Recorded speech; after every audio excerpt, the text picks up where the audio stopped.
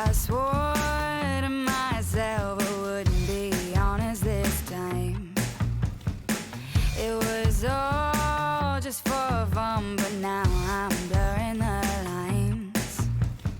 I know there's some things I'm not supposed to say to you. I know it's just 3 words, but sometimes they're so taboo.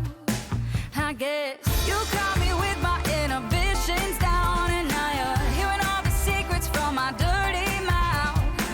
I'm gonna need you to come wash it out and kiss me, 'cause I don't know how to shut my dirty mouth.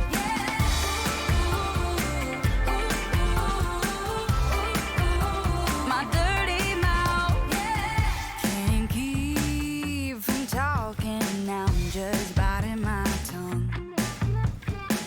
I can't shake that filthy feeling of falling in love. I know there's some things I'm not supposed to say to you. I know it's just 3 words, but sometimes they're so taboo.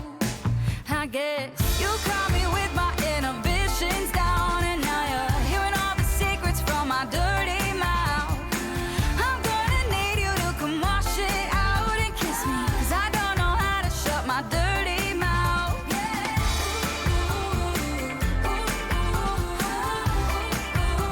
My dirty mouth. I never do this, no it sounds stupid. You're playing with my head. I say too much when I'm drunk. Oh, and here I go again. Here I go again. You caught me with my inhibitions down, and now you're hearing all the secrets from my dirty mouth. I'm gonna need you to come wash it out and kiss me, 'cause I don't know how to shut my dirty mouth. Hey, hey, my dirty mouth. Hey, my dirty mouth.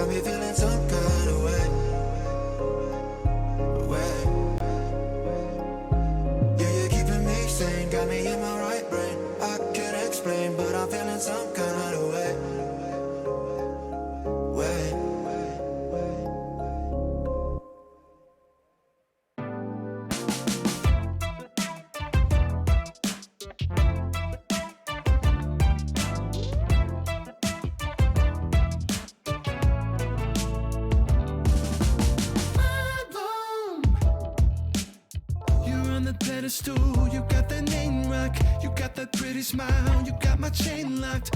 You're the only one with the key, you know that's hot. You never hold back, you tell it how it is. You always lay it down, even though it might offend. But you got a sweet side, you chill, never hype. You're my kind of girl, baby, that's what I like. You got me on a super high. Take me on a wild ride, up and down your time zone. My phone, watching me paradise. Take me on a wild ride, up and down your time zone. Yeah, up and down, up and down, up and down your time zone.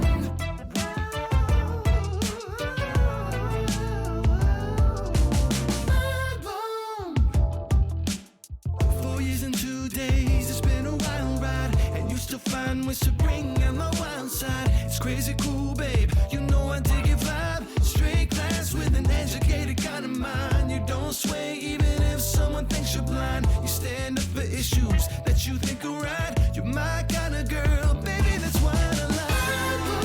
You got me on a super high. Take me on a wild ride, down your time zone.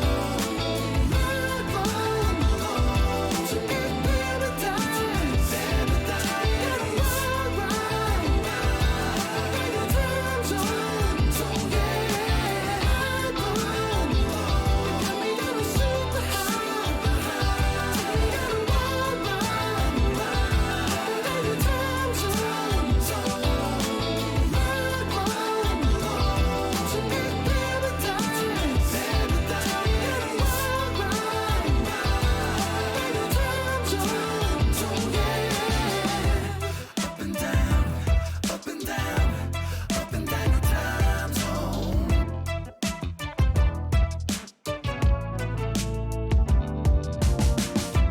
Up and down, up and down, up and down your time zone.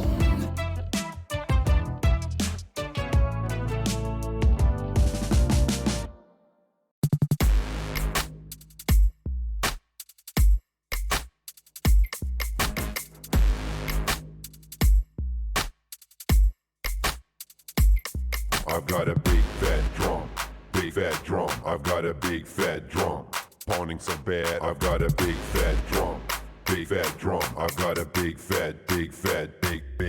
Listen. Yeah. Clap. You ready? Let's go.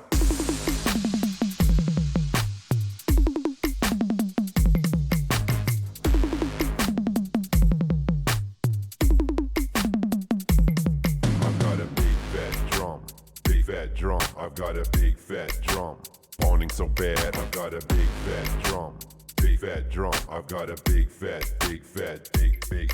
Hey.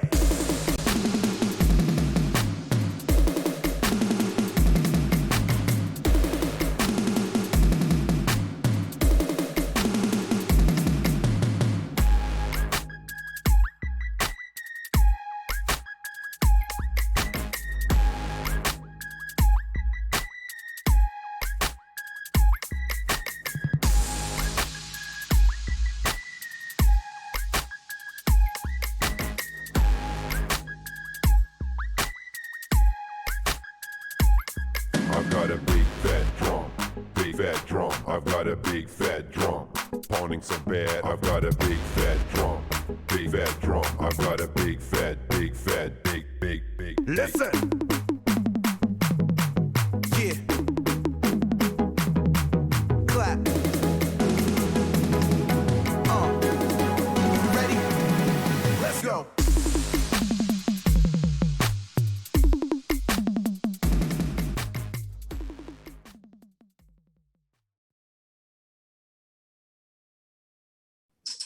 Hello, Internet. I hope you are all having a wonderful Friday evening. We are pleased to be back for what we can only describe as a very special episode of Show and Tell Live. I'll explain what that means later, but first, let's welcome a contestant who wasn't allowed to be on Big Brother because they are already omnipotent. It's Alex.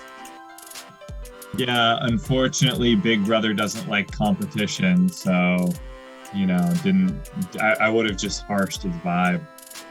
Up next, an individual who wasn't allowed to be on Survivor because they're already a professional. It's Max. Yeah, that's right. They don't let you, if you have any job whatsoever, you're a professional. Only unemployed people go on Survivor. It's probably true. Up next, an individual who wasn't allowed to be on The Biggest Loser because all they do is win no matter what. It's Dan. I got money in my cash and I'm never giving up. Every time I step up in the building, everyone's hands go up. But then they stay down. And they stay down. It's like up, down, up, down, up, down. Oh, sure. Yeah. And up next, an individual who wasn't allowed to be on Weakest Link because they're the entirety of the chain. It's Steve. And you can be a part of the chain too. Get in on the ground floor, and I promise all it's doing is going up, up, up. So invest now. Wait, not up and down? No, purely up. Oh, specifically down. If you get 3 people that can lift you up, and then they get 3 people that can lift you up. Someone out there that thinks a pyramid scheme is just cheerleading. Cheerleading is a pyramid scheme. And I'm gonna do that. Alrighty. And our tweet has been found. Excellent. Why did you say that tonight's show was going to be special? Oh, good point, Max. Tonight's show is going to be special. So you may have heard last week where we referred to the show as Oops All Bangers, which is whenever we come up with a set list for a show that we think is particularly fire, right? Like all of our best games that are currently in rotation and that kind of thing.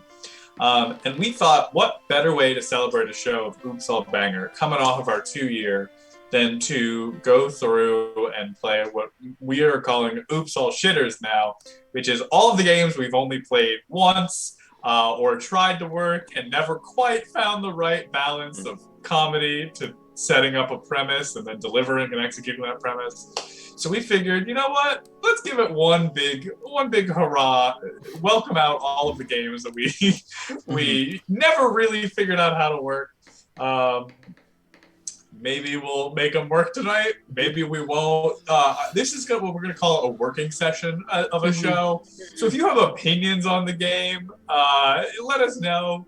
We are going to try and gauge chat feedback to see if it's worth keeping some of these or if they all end up on the cutting room floor. Yeah. We'll figure it out from there. Yeah. But oh boy, let's get into it. Without further ado, I'll pull up that list. We're going to play a game called 10 Characters. So what we're going to need from chat is a list of professions.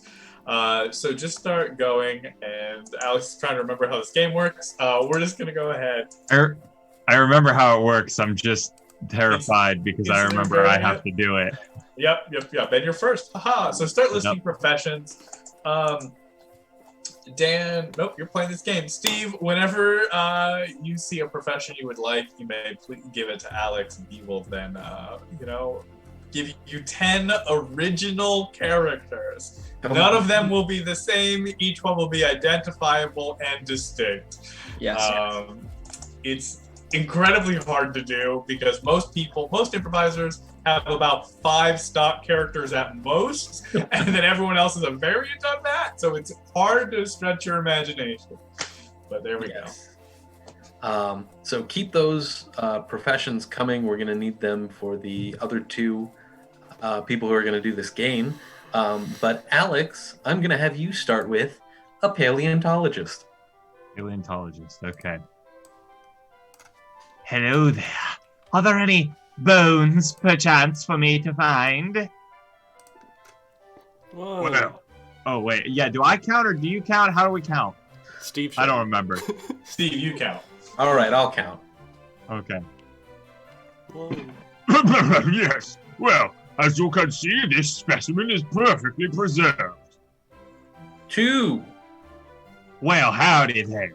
I was digging up on my property when I found me a mighty fine large set of bones. 3. So, class, as you can see here, this diagram perfectly represents how they would have been able to fly even though their wings were disproportionate to their bodies as per normal everyday birds. 4. Do you think that, like, if dinosaurs were, like, around today, that they would be able to, like, eat us? Or would they just eat us if we were already dead? 5. Hey everyone. This is welcome to day 476.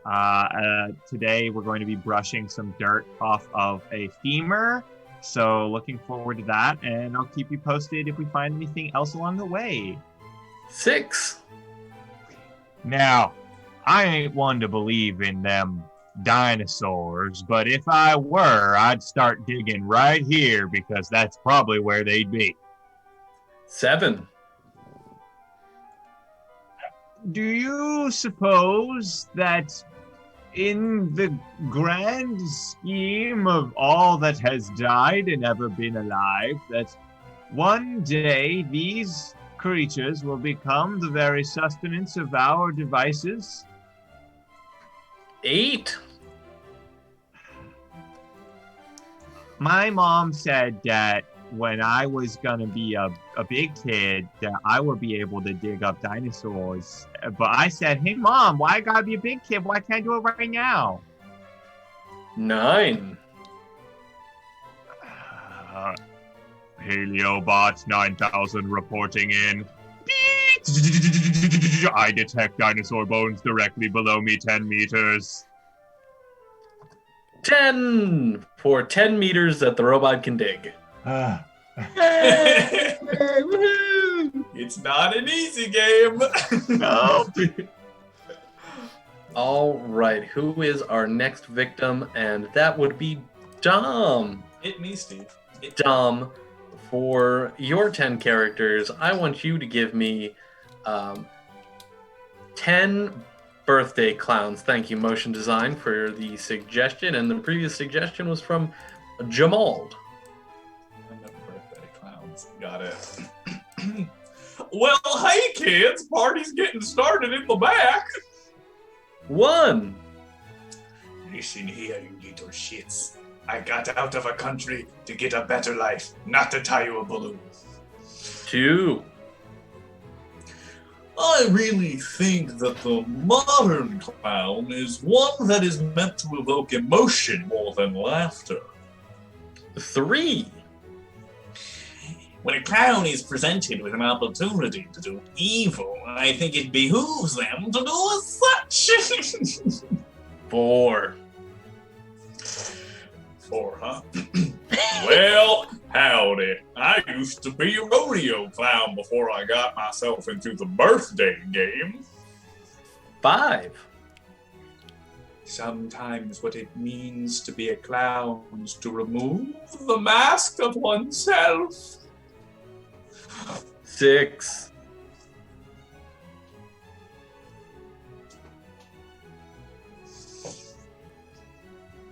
7, but with hand gestures instead of saying it.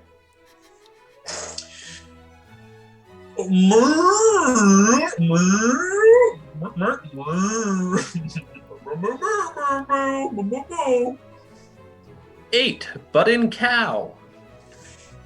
Sometimes clowns can be singers also. Sometimes shoes meant for squeaking can give you a good ring. And that brings us to 9. I just really think that women are inferior to men for multiple reasons. Starting with height. And that's 10. We're going to... Happy birthday. What a fucking clown. Wow. Whose birthday is that, Dom? It's Anonymous's birthday. Oh, Jesus Christ. Oh, boy.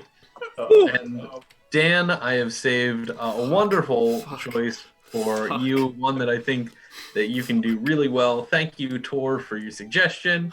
Dan, give us 10 Instagram influencers. You can just write an influencer, but just know deep in your heart that it is Instagram. Yes. No problem.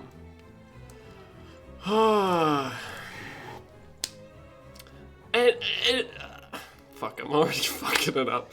Alright, here we go. Hi, can you take a picture of me in front of the Disney Ball? I need to share it to all my followers. 1 follower. Hey, if you want to see a shirtless pic, follow my alt account. It's on private. 2 followers. Oh, look at my little kids. Oh, they're being so cute. Don't you wish you had kids just like them? Oh, look at that onesie. 3 followers? My name's Bethany.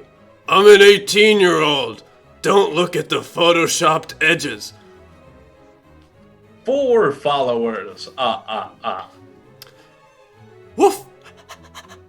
Woof. Good boy. 5 followers. Fuck, I'm already... So, if you want to make sure that your Gucci bag matches your Apple Watch, you need to get HelloFresh today. And don't forget about Clash of Legends in the Apex. And 6 followers for you.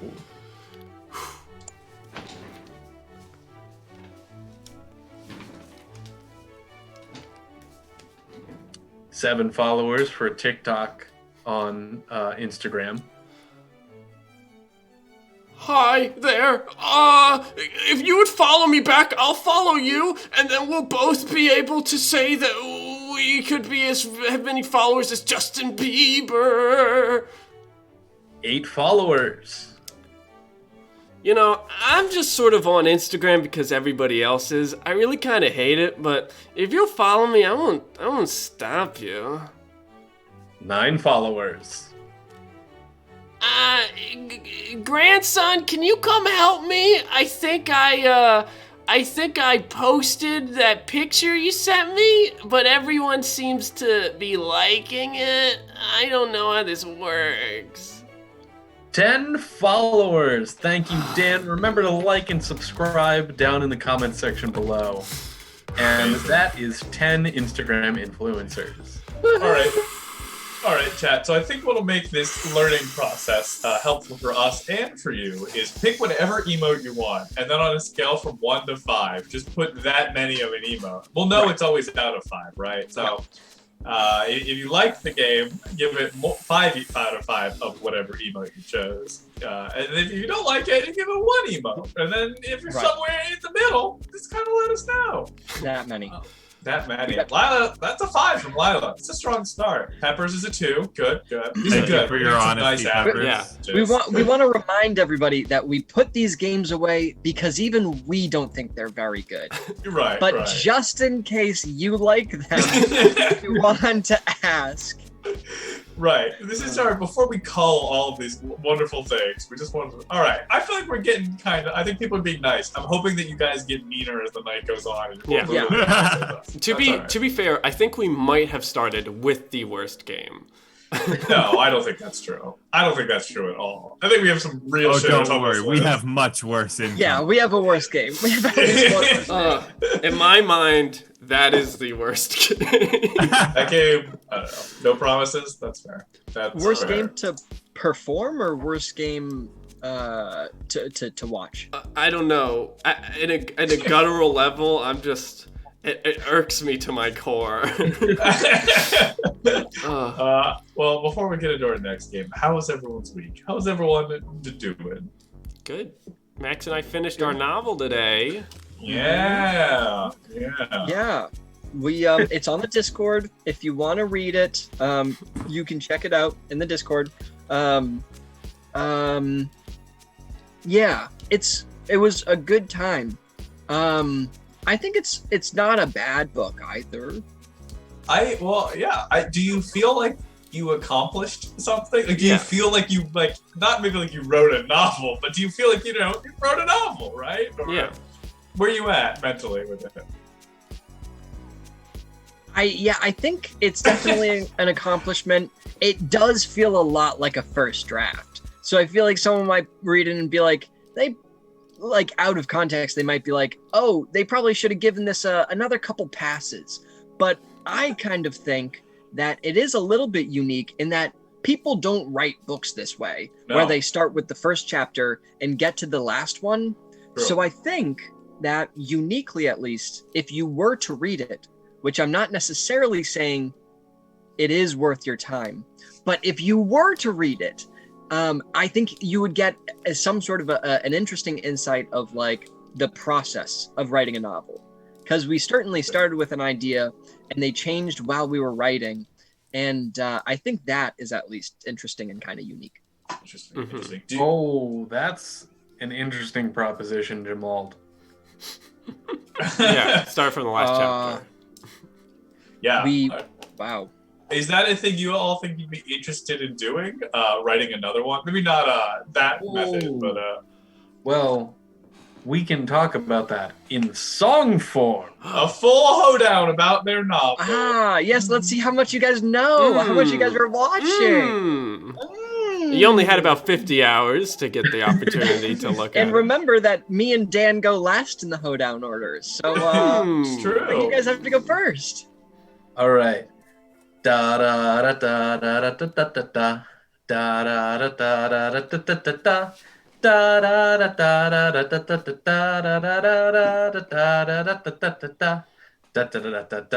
da da da da da. I won't lie, I didn't watch.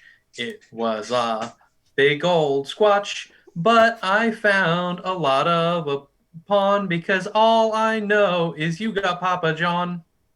Hey, da da da da da da da da da da da. There's not a lot that I do know, but I must say, from the clips of the show, that it seems you guys sometimes wrote and sometimes you just played games and joked. I'm not gonna lie, I thought you would fail, but you put together a pretty decent tale. I thought in the end that you would be regretting, but I was wrong because everyone knows wetting. Oh, da da da da da da da da da da da. See, our chat was doing a lot of squawking.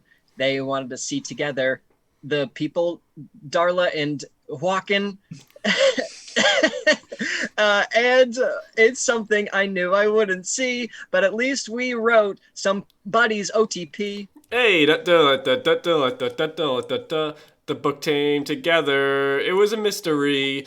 It was great. If you read or watched, it is full of murder and strife, but we reference too much that I didn't kill my wife. I didn't kill my wife.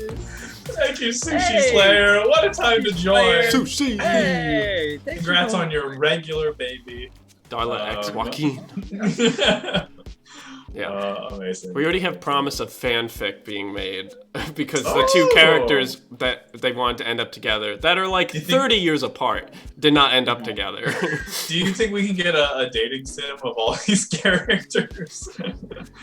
There's only like 6 that live. That's all you need in a dating sim. Amazing. Well, we've delayed long enough. We're gonna continue on our Oops All Shitters conquest of our next game, Oceans 5. All we need for this game is what's something definitely not worth stealing. Yep, that's it. What's something definitely 100%? You'd be like, really? You could probably pick one of those up at the grocery store, something like that. Of course, I assume that is correct, and that Darla isn't played by character actress Margot Martindale. I mean, she might as well be. I need to remember who this person looks like. The Declaration of Independence. That's funny. Anybody want to co-sign my document? Come on, I just need somebody. Yeah, let's We go with that one. hereby declare that we really need you guys. I mean, that's basically what Canada did after the U.S. declared independence. They sent over a bunch of stuff that was like, hey, we're cool, by the way. Like, we're not gonna do that. That is kind of their Declaration of Independence. Anyways, we're gonna go with a 100-pound anchor. Maximilian, Okay. you got an anchor to steal, my guy. Okay.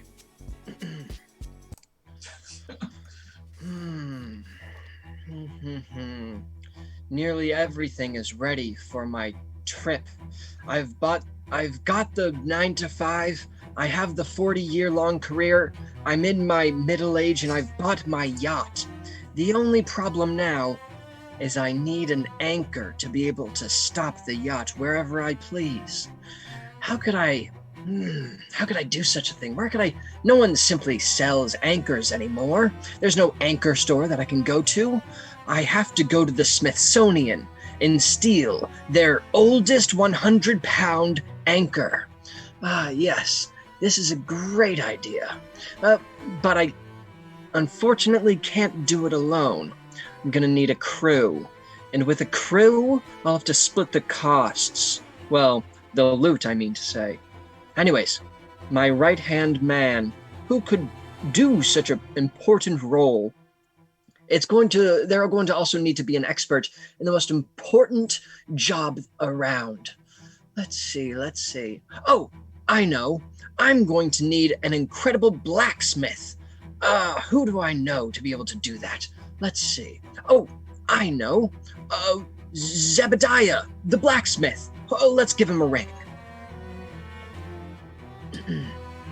Hello, Zebediah speaking. You're on speaker. Oh, I'll put you on speaker too. Hey, Zebediah. See, I need an anchor, and not an emotional one. I'm in an incredibly stable relationship. I need to be able to get an anchor from the Smithsonian that's, pure iron type, so that I can use it on my yacht for my worldwide travel. Do you think you could provide expertise on such a thing? Yeah, well, I got a booking at Pawn Stars later to go check out a couple of their items. I'm a bit of an anchor specialist. So, the Smithsonian is known for putting up fake items for the public to see. So the real items don't get damaged in any way. So I'm your guy if you need to identify any kind of metal. If it's really tin, I will know it. Pure iron is hard to come by nowadays. Good. We'll find it. Are you willing to get your hands dirty? How dirty? I do have a white collar job now, so. I guess I mean metaphorically. You don't actually need to do any blacksmithing. Oh, good. We're just going to be breaking into a highly esteemed museum. Yeah, I'm more of a mentoring figure. I basically tell people what to do at this point. So. Yeah, as a blacksmith who knows a lot about iron and all metals, I'm in. Okay, great. Now, I don't think the two of us can do this job alone. Who do you think we're going to need to pull in to be able to pull this anchor? Well, if we're going with the big guns, the Smithsonian, we're going to need an in-man. We need somebody who knows their way left, right, and center around this place. And so I think I have the perfect guy. This guy's worked at the Smithsonian before. Have you ever heard of a little film called Night at the Museum? Huh. Isn't that old period piece drama? Yeah, well, I knew the director, and he got full access to the entire grounds. Let me ring him up real quick. Do it. Hello. Hello, you've reached esteemed Hollywood director who's directed many films. Many films. Let's be real. Night at the Museum 2 took you out of business. Let's be real. I still have the schematics from the museum. What do you need, and how much am I getting paid? Well, what do you need? And I'm thinking you need some revenge for the terrible movie that put you out of business, and I can provide it. We're looking for a 100-pound, classical, 100-year-old iron anchor. That makes sense. I'm working on a passion film of mine, but it requires an incredibly rare painting that still exists. Now, it's in one of the bathrooms, but it's still wanted, all right? I need it for the film. It's really going to come into my magnum opus. So if you can get me into that bathroom, I can get you anywhere else in this museum. Look, we need your help. We need those schematics, so anything you can pilfer along the way is yours to keep, but the anchor is his. Hey, Alright. Esteemed notable Hollywood director, I need to know something from you. Anything. I need to know that you have focus on this job. Our number one goal is that anchor. You're not going to get too distracted, are you?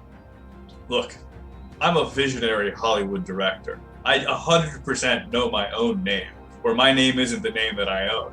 And I can tell you that I'm a real every frame a painting kind of guy. I get the details so that you don't have to. So am I focused? No, sometimes I'm not. But that's because I get the artistic expression along the way. All right. We've already told you enough, so I guess you're in. Well, what do you think? The three of us? Can we pull off this job? Absolutely not. What are you, some kind of madman? We're going to need a specialist. Someone who's really good at making sure that all the people outside are distracted so that we can occupy it. I know a guy who owns an ice cream truck. He's a specialist at keeping people distracted. You can always tell he's arriving by this musical chime. Let me give him a ring right now. Yeah. God, that song haunts my nightmares. Haha! So, you have called the Iceman. Yes, how can I help you? I knew the Iceman cometh. What is it you need, esteemed director? I have not talked to you in a long time. Look, I know you've got a kink for gift shops, and I'm willing to throw you a bone on this one, Iceman. If you can help us get into the Smithsonian by keeping everyone distracted outside, there's as many keychains in it as you could possibly set your heart on. The Smithsonian, you say? Does this include Air Space Museum? We're hitting all of them. Oh, I've been wanting to get hands on astronaut ice cream for years. The secret formula is a NASA secret, and once I get it, I will be able to sell astronaut ice cream around the world. Iceman, I'm impressed by your work. Many people are haunted by your tune. They know that they're about to get robbed when they hear a soft jingle of a familiar iced snack. But I'm not so sure if you work well with others. Oh, work well with others? Please. I work so well, I keep my cool around anyone. Do not worry about me. I will be able to provide the distraction you need as long as you get me that astronaut ice. All right, we'll see what we can do. It feels like 4 is gonna be enough. I can't imagine anybody else we would need. Oh no, there is still one more person we are going to need. What? Who? Well, you see, the Smithsonian is known for having very waxy floors. So we need someone who is very good at all kinds of glue to be able to make shoes sticky so that waxy floors do not slip you. I happen to know a glue expert. What? Really? Oh yes, very good glue expert. Did someone say glue? What? We did happen to say glue. Yeah. Are you hacking our phone lines? Yeah, I just wanted to make sure that y'all didn't end up in a sticky situation. Wait, do you constantly patrol phone lines checking to make sure if anybody says glue? Just of my friend the Iceman. He recommends me a lot. He's a good guy. Absolutely. You know, talent recognizes talent. Yeah. It's true, this industry is all about network. Oh shit, is Who that... you know, is for that- sure. Well, sorry, is that Sean Levy, director of Night at the Museum? Maybe No. not. Is esteemed director. Just very popular esteemed director who we all know. Okay, Of course. if you are Sean Levy, I'm I really like Cheaper by the Dozen. Regardless. Okay, that's enough networking here. Glue guy, what's your name? The name is Drew. You can call me Glue Drew. Try to combine them both. Glue Drew? Yeah, Glue Drew. Sorry. But as one word. With a hyphen? No, like one word. I want to hear you say it. Glue Drew. Yeah, okay, thank you. Glue Drew, what can you really bring to the job? 1/5 of this job is a lot of loot coming in. Look, I need to know that I can rely on you. Look, looking around, it seems you don't have a lube guy, so you're gonna want to make sure you have a glue guy. That makes sure that glue stays off you, that you can move as fast as possible. These museums, they've set up glue traps everywhere. It's like the ones they make for mice, but bigger, so that way a human gets stuck in them. They've even made them for cars. So I know how to patrol them, and I have plenty of glue gone, and I can call up my friend Gorilla. He doesn't have a phone, so we can't call him, but he can come too. I'm not sure. I don't want to be keeping around another person. Is this gorilla figure really going to be necessary? Oh yeah, he's the toughest in the industry. Okay. He only gets paid in bananas anyway. Yeah. That sounds like I can make that accommodation. Yeah, he's technically my pet that Iceman got me from Russia, but don't tell the U.S. about that. All right, Glue Drew, anything else I need to know about these floors? Now, basically, I just gotta go in, make sure there's no hidden glue. I'll put on my glue goggles, and you should all be good to go. Right, okay. Well, listen up, everybody. I think I have a plan on how this is gonna go. At the morning of the job, Glue Drew is gonna get in there first. You're gonna unwax all of the floors so we make sure that we don't slip, but we can walk around with our socks off to not make any noise. You also have to check for glue traps, because a lot of the time, glue traps are set up in museums like this. After that, let's see. Esteemed, notable Hollywood director, we're going to be working to be able to set up these plans, and me, you, and Zebediah the blacksmith are going to be actually infiltrating into the Smithsonian, but not before Iceman starts playing his haunting tune outside, pulling all of the security guards outside. We have to make sure that we go straight to the nautical section to be able to get that anchor. Like I said, that's #1 priority. After that, director, make sure you have the blueprints everywhere, and blacksmith, make sure that we pick up the 100% iron anchor. Then, if we have time, we'll stop through the shop, the gift shop, and we'll check out if we can find that ice cream, that astronaut ice cream that you've been always looking for, Iceman. All right, how does that sound, everyone? Visionary. Perfect. Sounds cool to me. Good. I think this is going to be my greatest job for my yacht.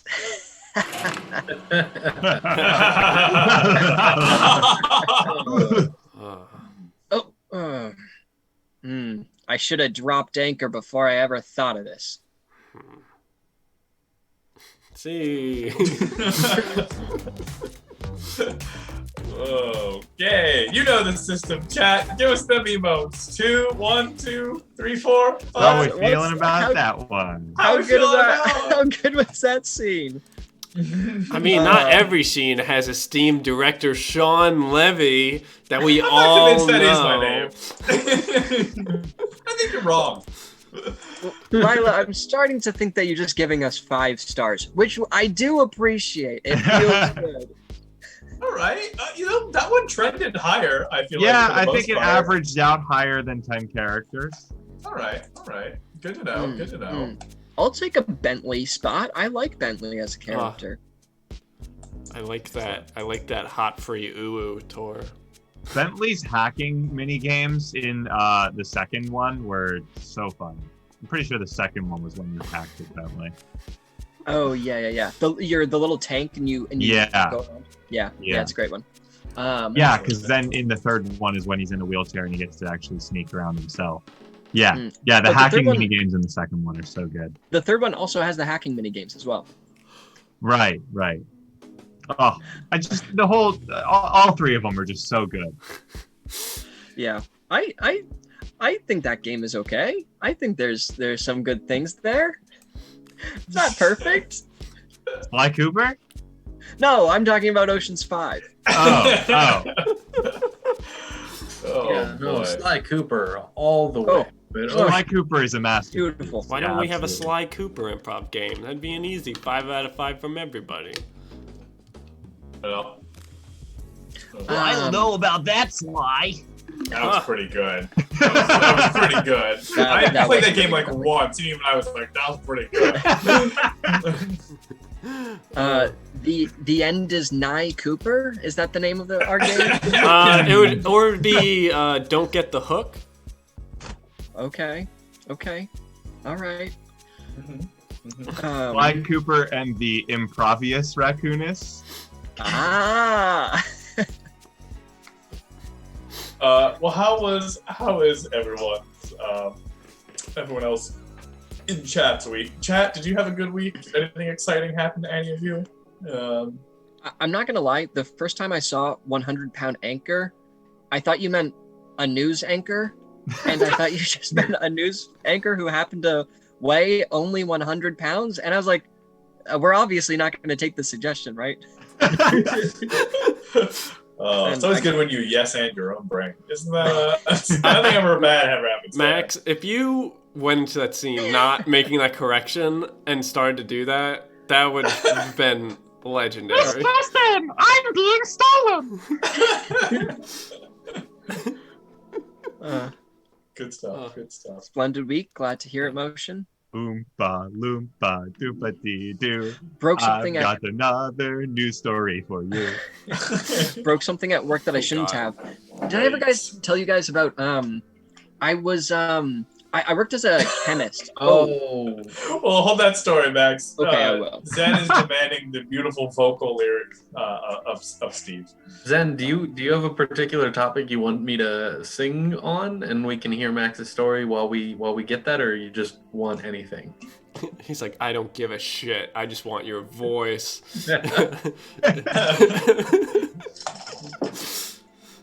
Yeah, the rules, Steve. Whoa, a duet. A duet. Max. Duo down. With Max. Max. All right. I want you to Me and Max. sing about your own beautiful voice, Gaston-like. Gascon-like. Okay. Who's going first? right. Steven. I'm and going Max? first because Okay. I got redeemed Okay, first. take it away. Da da da da da da da da da da da da da da da da da da. Da da da da da da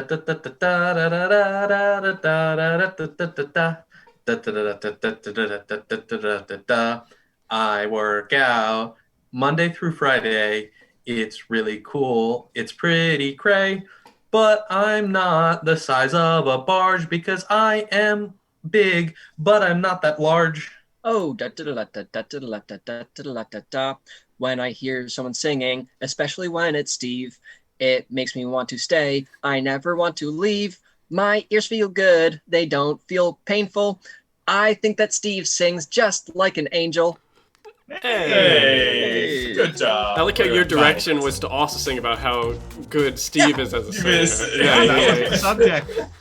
It's a duo down. Yeah, well, I did the Gaston part, and he did the Right. me singing. The part. LeFou.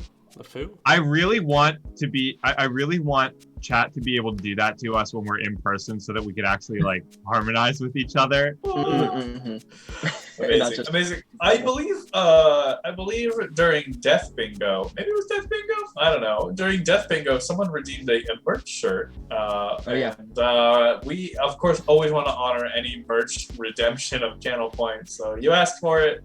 Here it is! Yep, there it is. Just I hope this is what you wanted. exactly what you wanted. Where did this come from during Death Bingo? How did this Somebody happen? just said it in chat or something. And Yes, I believe it was I am Phil Werrell requested it. Wonderful, wonderful request Mhm. from our chat. Only the peak of comedy here. we do our best. Mwah. Chef's kiss. Chef's kiss. These nuts. Do you guys know what MST3K is? Mystery Science Theater 3000. Yeah. Ah, okay, cool. Well, it sounds like they're getting a show, is what Crop says. Yeah. That sounds cool. Yeah, apparently they funded a whole 12 new episodes, which is pretty crazy. Ooh, Crazy. that's pretty cool. Oh, I would love to tell the story, but I think we should play a game first. Alrighty, Fine. if you insist, Max. We're gonna play a game we played exactly once on this show before, because it's not very good. This is a game called Nice Guys. The way this game works is we're going to be telling kind of a one-word back and forth. It's a real mono-y-mono kind of game. And the reason it's called Nice Guys is because nice guys finish last. And what that means is you want to be the person, if you're the person in the hot seat, you want to get the other person to end the sentence. Because if you can get them to end the sentence, you get to leave the hot seat. All we're going to need from chat to go ahead and get started is just a vague topic you want us to talk about. Think of things like philosophy or television or movies, whatever you're feeling. Like, just write a vague topic, and we're gonna try our best to talk around it and not end our sentences. Gay Ultra is not a general topic, though it is a fascinating one. Yeah, we're gonna talk generally about pants. I feel like we got some opinions on pants of course. we could bring up. Chat, if you notice somebody finishes a sentence, feel free to call them out. Yeah. Good old pants. Who hasn't worn those before? Dan, why don't you start? Okay. In the hot seat. I'm in the hot seat. Alex, don't You forget about me.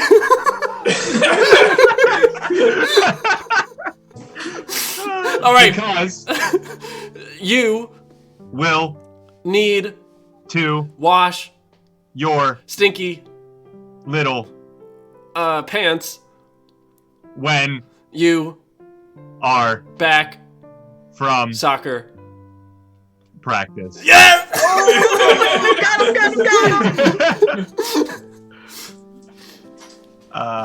Steve. it is foretold. Thank you, Steve. Skittlebean. All right. Down Under your pants, is your belt. that's a sentence. Yeah, I'm in the hot seat. Oh, Yes, Steve. wait. Only you can get into the hot seat by finishing a sentence. All right, we'll start over. All right. When You are looking for the pair of pants that you wore when you are alone you must decide to where another pair of the pretty good jeans. Is that it? Yeah, I think Yeah. that's it. That probably ended what I would assume was a sentence. Probably. All right. Max. Yes.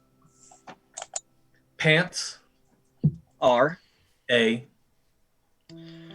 much more needed item than you might, expect.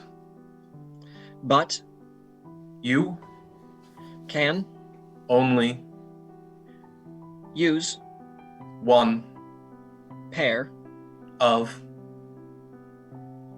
these pants. for One. reason. You can only use pants for one reason. All right. Yeah. I'll take it. Dom, Yes, Max. let's battle our minds. Let's do it out loud, just so everyone else can keep up. Yeah, of course. A Child once asked What is the reasoning behind seeking the ultimate pair of fabric which is destined to explain meaning to the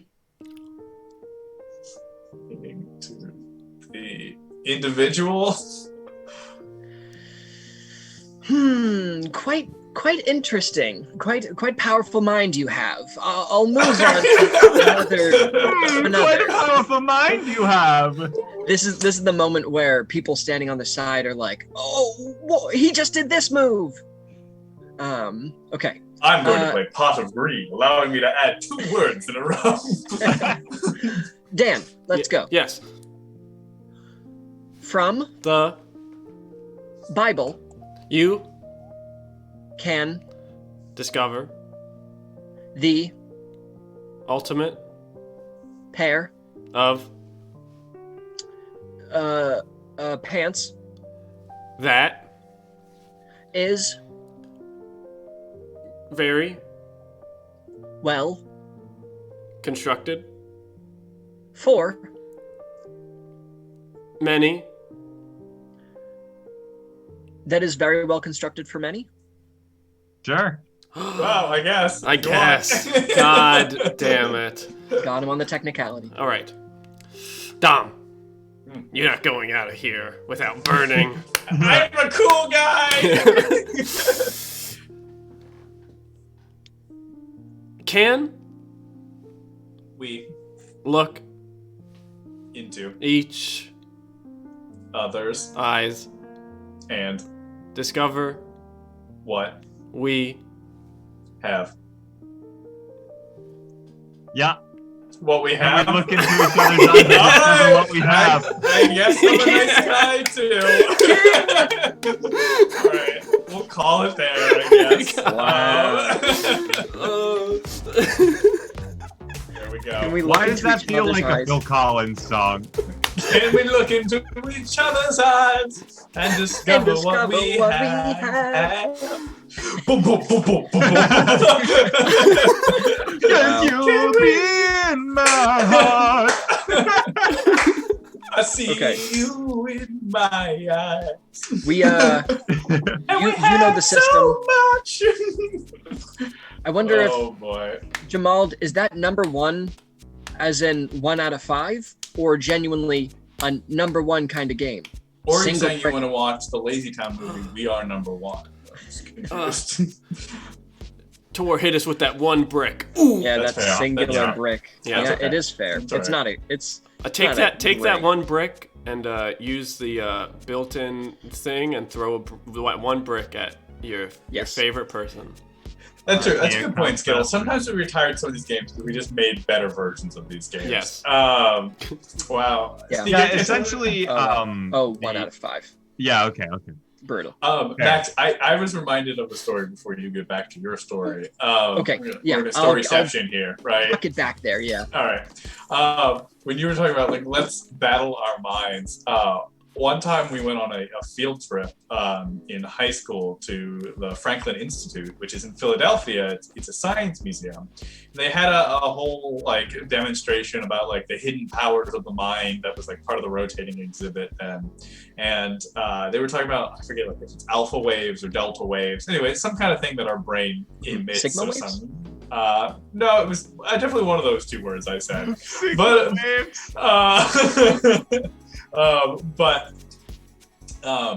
there was this like game you could get in line to play where they would put like a headband on you, and then you may have seen a version of this toy marketed somewhere in sometime in the early 2000s. But like they put a headband on you, and it was basically like a game to make this little like ball in an air tube float back and forth, and that was the idea, right? And people were waiting in line to do this, and like some people would get in there, and they'd play, and one person would clearly win or be close or whatever.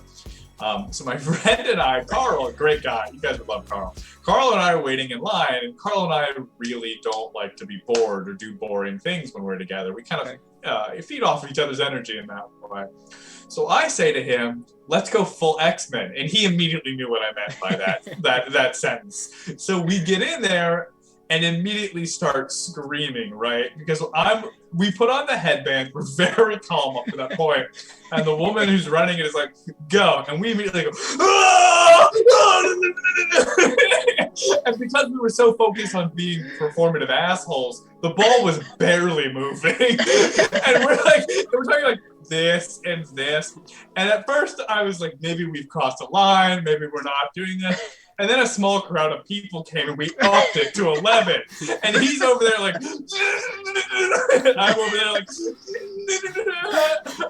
and eventually the woman was like, you guys, this is great, but you just need to leave because we got a long line. So that's what I think when people talk about battling minds now. It's just us at this like ping pong table going. That is good. I feel like that worker probably has to deal with people like that. What? Probably once a week-ish. Yeah, right. You know. Probably. That definitely sounds like the kind of shit that we would do, like the five of us, if we were to go to the Franklin Institute or something. We can make a scene about that. We can get the tech set up for that pretty easily. Wait, could we just have Could chat make do, a like psychic battle text game. do kind of like a voting system where it's like you hit 1 and it nudges that way, you hit 2 and it nudges that way. So depending on who chat thinks is doing better, the ball will go back and forth. A psychic battle game, I think, would be pretty fun. I just cracked my neck and my dog in the other room just freaked out. Dom, also in your story, did you mention a tube with something in it? Yeah, it was. So the way it was set up, it was just like a tube with like a ping pong ball in it, and it would like float depending on. I think there's like your delta waves were connected to like a fan, and it would blow the fan more. Got it. It was horizontal. For some reason, when you mentioned like a tube and you were gonna have a battle, I don't know what this is a visual reference to, but is there some TV show where they have a long like PVC pipe? Yeah, that's Gladiator. And they put the two people on each end and like a beetle in the middle, and you have to try to blow to get the beetle to go into the other person's mouth and not into your mouth. Wait, what is that game? I think it's just one of those clips from like a crazy Japanese game show. I definitely feel like I've seen that. Oh, it's a Japanese game show. Okay. You've been watching too much Discovery Plus.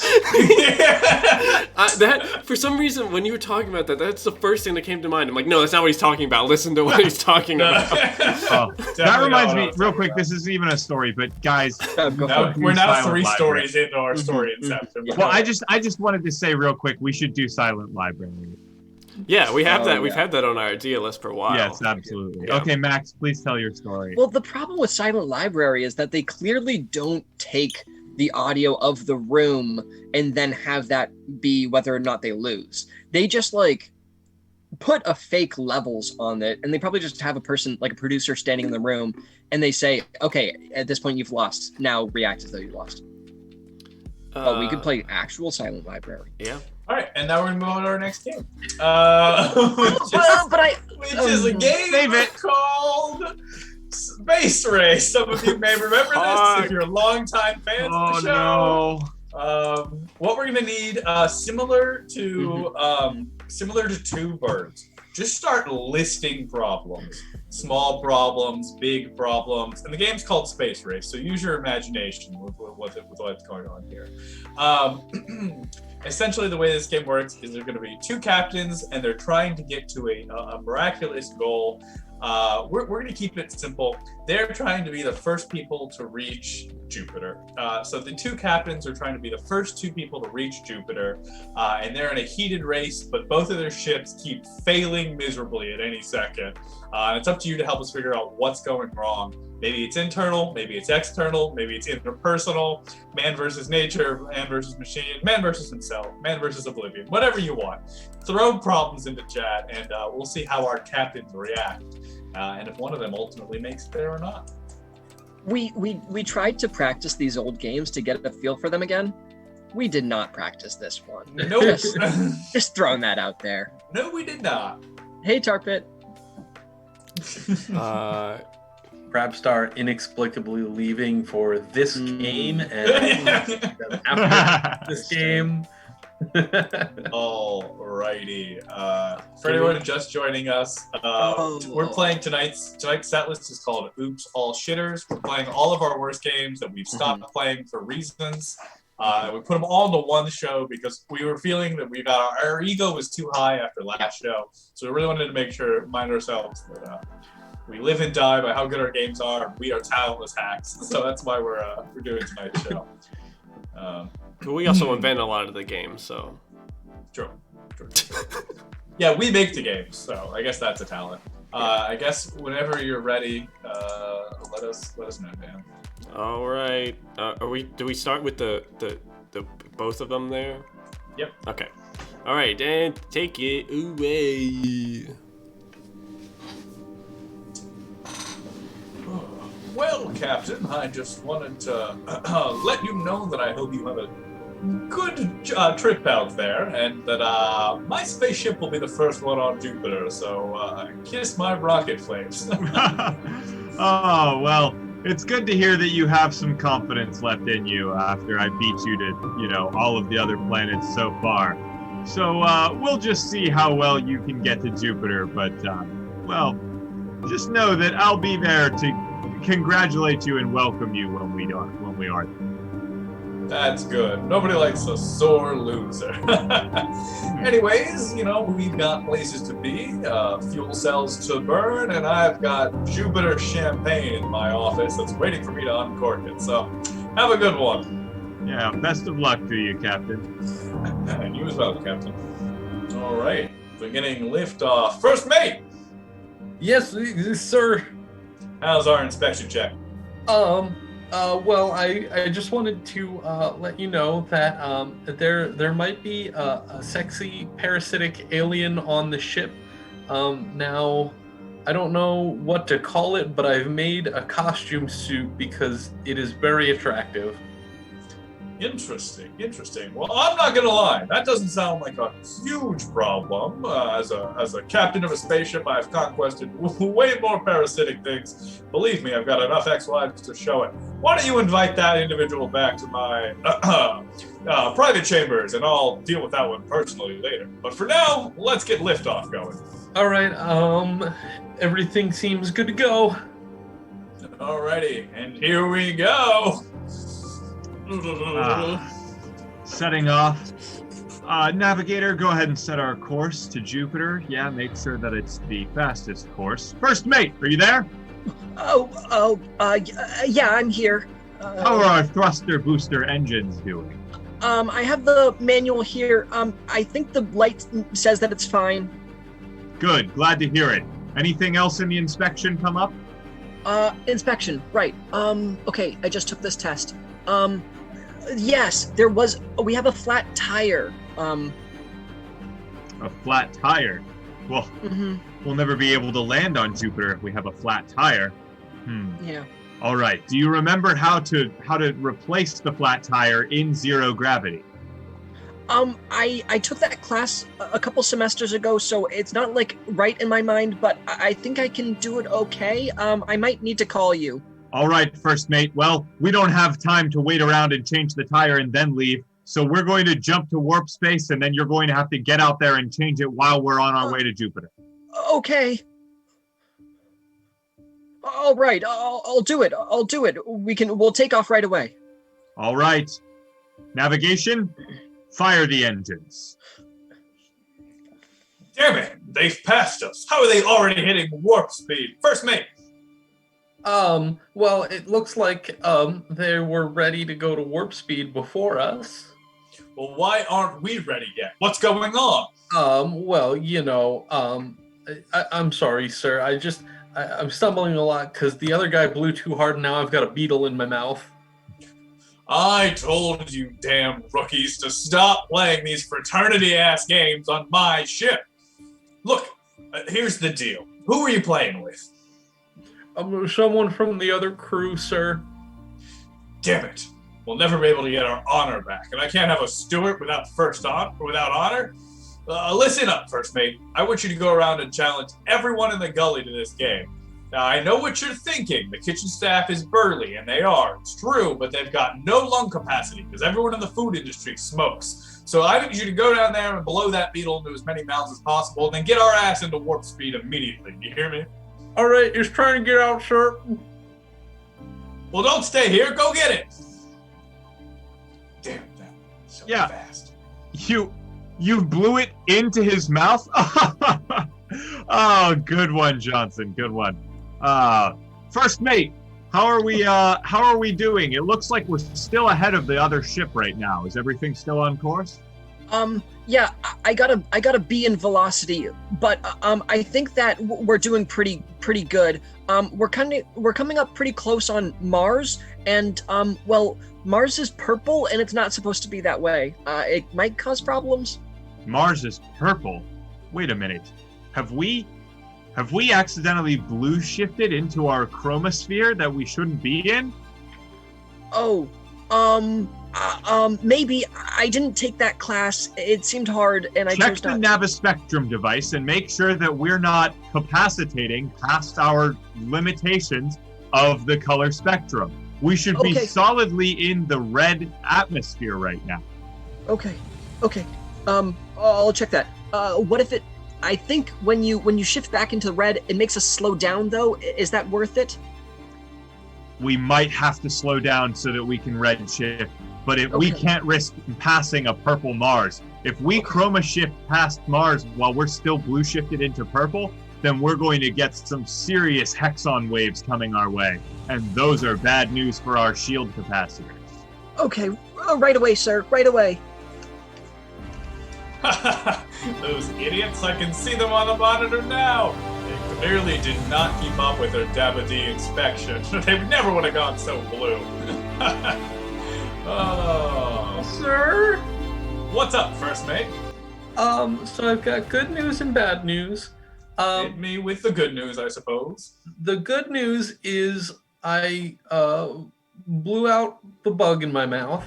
Congratulations. The medium news is, speaking of which, the alien wants to see you. I don't know about what, but anyway, the bad news is my hamster just died. Oh, kiddo. Hey, look, how do I phrase this? There's a lot of hamsters in the galactic sea of the world, and it's not your hamster, it's my hamster, and in for a hamster, in for a pound of gerbil. Does that make sense to you? Do you understand what I'm trying to say to you, first mate? I am. I think the kitchen staff took him already, though. I'm worried. Look, the kitchen staff is a great group of guys, and when life opens one hamster, it closes another. I feel like we're really not connected. Do you understand what I'm trying to say to you kid? Yeah, I think so. They're not gonna make me eat it like last time, are they? No, absolutely not. No. Anyways, dinner's canceled tonight. Look, the other team is stuck in blue mode, which is great for us because we've got a much better color shift system here in our rig. So if you think you could bump us up to like an ultraviolet, I think we could really get some distance. And the sooner we pass the asteroid belt, the quicker we can get you some good, authentic, not pet food. You see what I'm picking up what I'm hamstering down. I'm sorry. Are you getting where I'm going? Yeah. Thank you. I got your card last time, and I'm gonna go. I'm just gonna go set our color now. Awesome. I'm probably gonna re-sign that same card though because things are a little tight on the budget. Okay. They've ultraviolet shifted and passed us. First mate. Yeah. Hail the other captain. Okay. Which button is that again? the big purple button that says "Hail" right next to it. Okay. There's one that's like indigo, and there's one that's violet. Try the indigo one. Okay. Whoa! Not the indigo one! Not the indigo one! Sorry. Okay, I hit the violet one. Violet one. Captain, are you there? I am there. You seem to be having weather problems on your ship. Everything going okay? Just a training exercise. We wouldn't want you to have that much of a disadvantage, so we thought we'd even the playing field a little bit. Well, we're well prepared here. What's wrong? Why have you hailed me in the middle of our heated competition?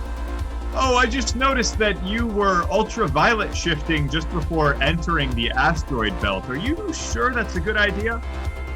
Well, I think we can handle ourselves here on the Purple Falcon. Why? Is your blue not working out for you?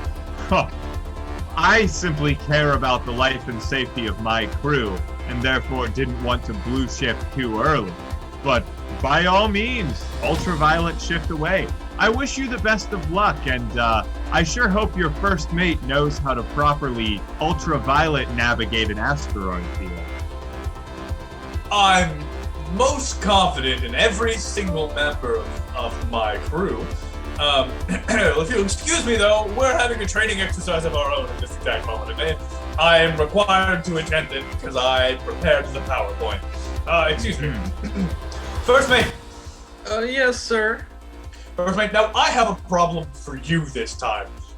Do you know how to handle an asteroid field and ultraviolet? I assume you do, right? We asked about that in the interview process, right? Well, sir, that wasn't part of my interview process. I just got on because I'm your nephew. But Delia, the alien on board, seems to know her way around a lot of things. I'm sure she knows a lot about asteroids. You're right. All right, listen here, First Mate. I've got to go handle an incredibly dangerous mission of my own for the next 2.5 minutes. I need you to helm the ship. I'm going to go talk to Delia. Great, perfect. I'll be in. Don't bother me.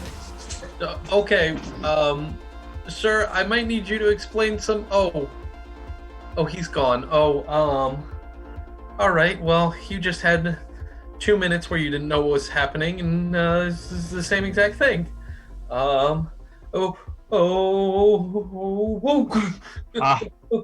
It looks like there it is, Jupiter. I can see the red eye from here. First mate. Yeah. How is our progress? Do we have a landing trajectory? Well, I'm sorry, I didn't get a minute to fix the flat tire. We don't have the flat tire fixed. What? But if we enter Jupiter's atmosphere, we'll have to completely stop short or else we'll blow up. Okay. I don't know how to do it. We do have a second mate who does know how to do it, but she just got her bangs cut, and I told her that her bangs didn't look good, and now she's mad at me, and she's not gonna fix the thing because it's my job, but I just don't know how to do it.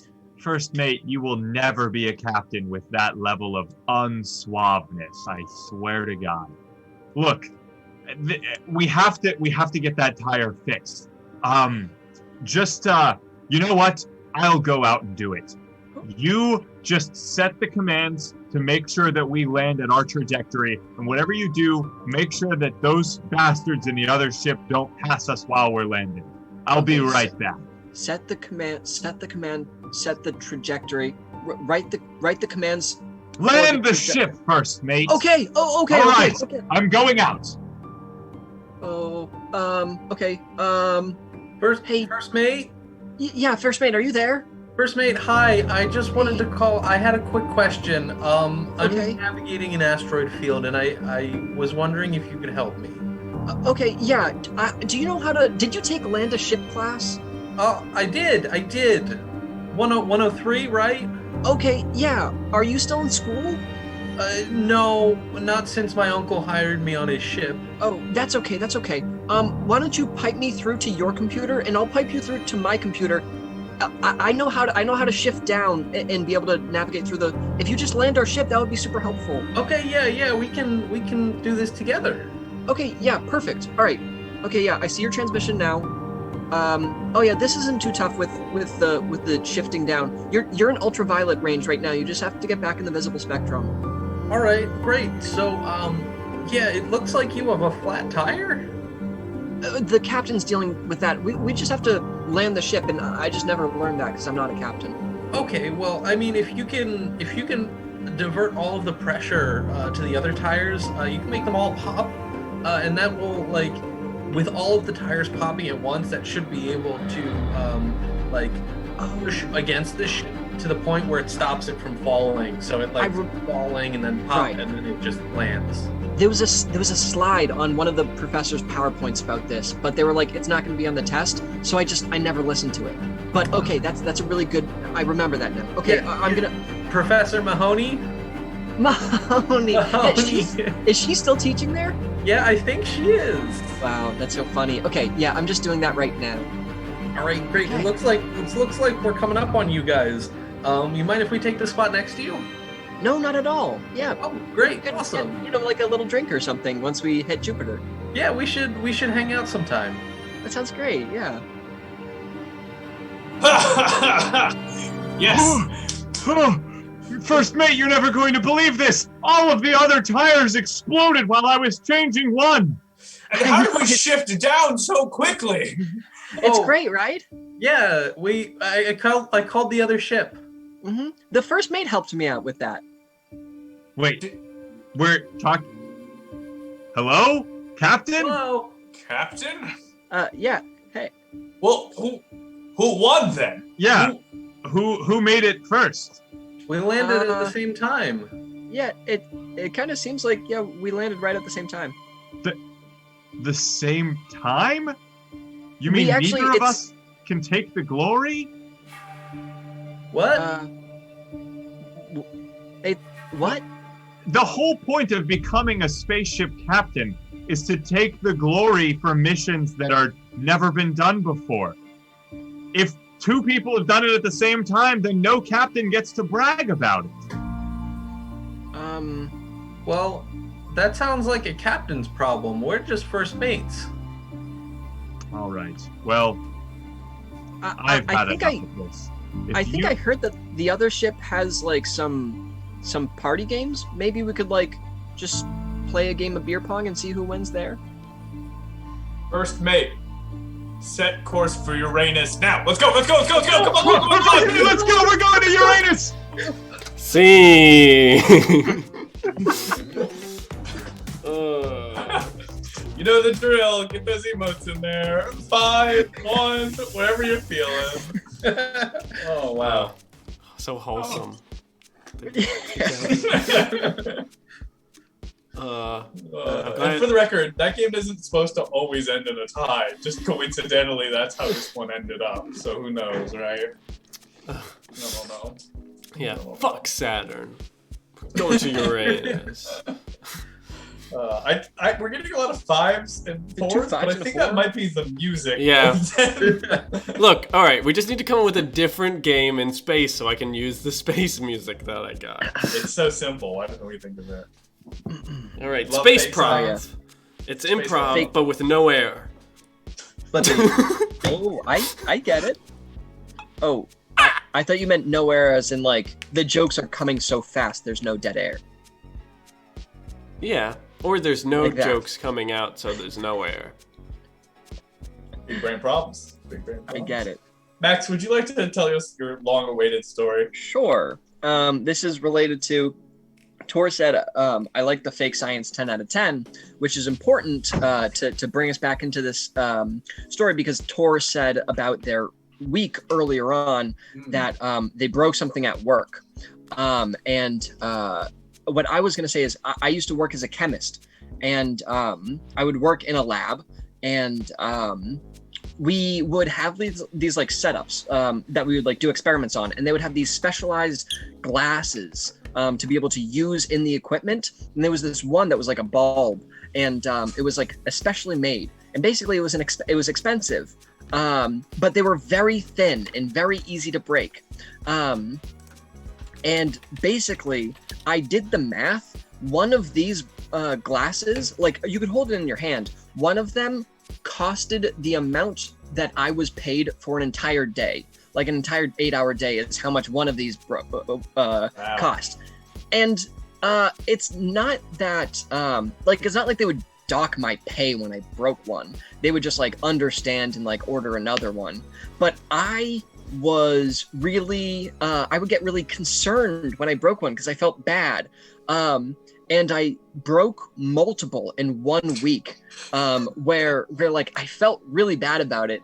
And you know, my other coworkers or like my manager or whatever was like, oh, it's okay. And like to try and like joke about it to like make myself like feel a little better, I had a little tally mark because in our experimental area, there would be like sliding doors that were glass, right? So on the glass you could write, and I did like a little tally mark of like how many of the glasses I broke in a certain week, just as like a joke, right? One time we had the who are they? Like maintenance people come in to like take a look at something. And you know, I was in there just like working on something, and there's the tally thing, and one of them was like, "Oh, what is that?" And I was like, "Oh, you know, there's the I've broken a couple glasses, so I started like keeping a track, you know." And the other one goes, "So that's why our bonuses are getting cut." And I was just like, haha, yeah, haha, okay, bye now. Wow, Max. Oh Wow. And I was like, okay, bye everybody. A big yikes from me, dog. Oh Yeah. my god. That can't be true though, Max. That's not a No. 1-to-1 correlation. What? What do you mean? That can't be directly Oh correlated. no, that's not actually Yeah. why their bonuses were getting cut. Yeah. It nowhere near the like a financial amount that like would be any relevance. But I was just upset. It was such a because I was just trying to be lighthearted about it. But yeah, because anyways. Apparently, you I have watched- to sing about having you as an intern. Mm-hmm. Okay, perfect. Sure, this is your review at the end to see if you get credit or not. Ah, okay. Da da da da da da da da da da da da da da da da da. Da da da da da da da da da da da da da. Well, I've got to say he's a pretty good bloke, but about the glasses, there were quite a few broke. So in the end, we'll have to dock his pay and maybe just take away his vacation days. Oh. Interns don't get vacation days. Interns don't get paid. What a good Yeah. system. Amazing. We're gonna big yikes all around here in the middle. Yeah. We're gonna move on to our next game, which is a game called Memoirs. This is a game that never really had structure, which is why we stopped playing it. I feel like I should just be transparent at this point why we stopped playing certain games. Yeah. Didn't really have a structure.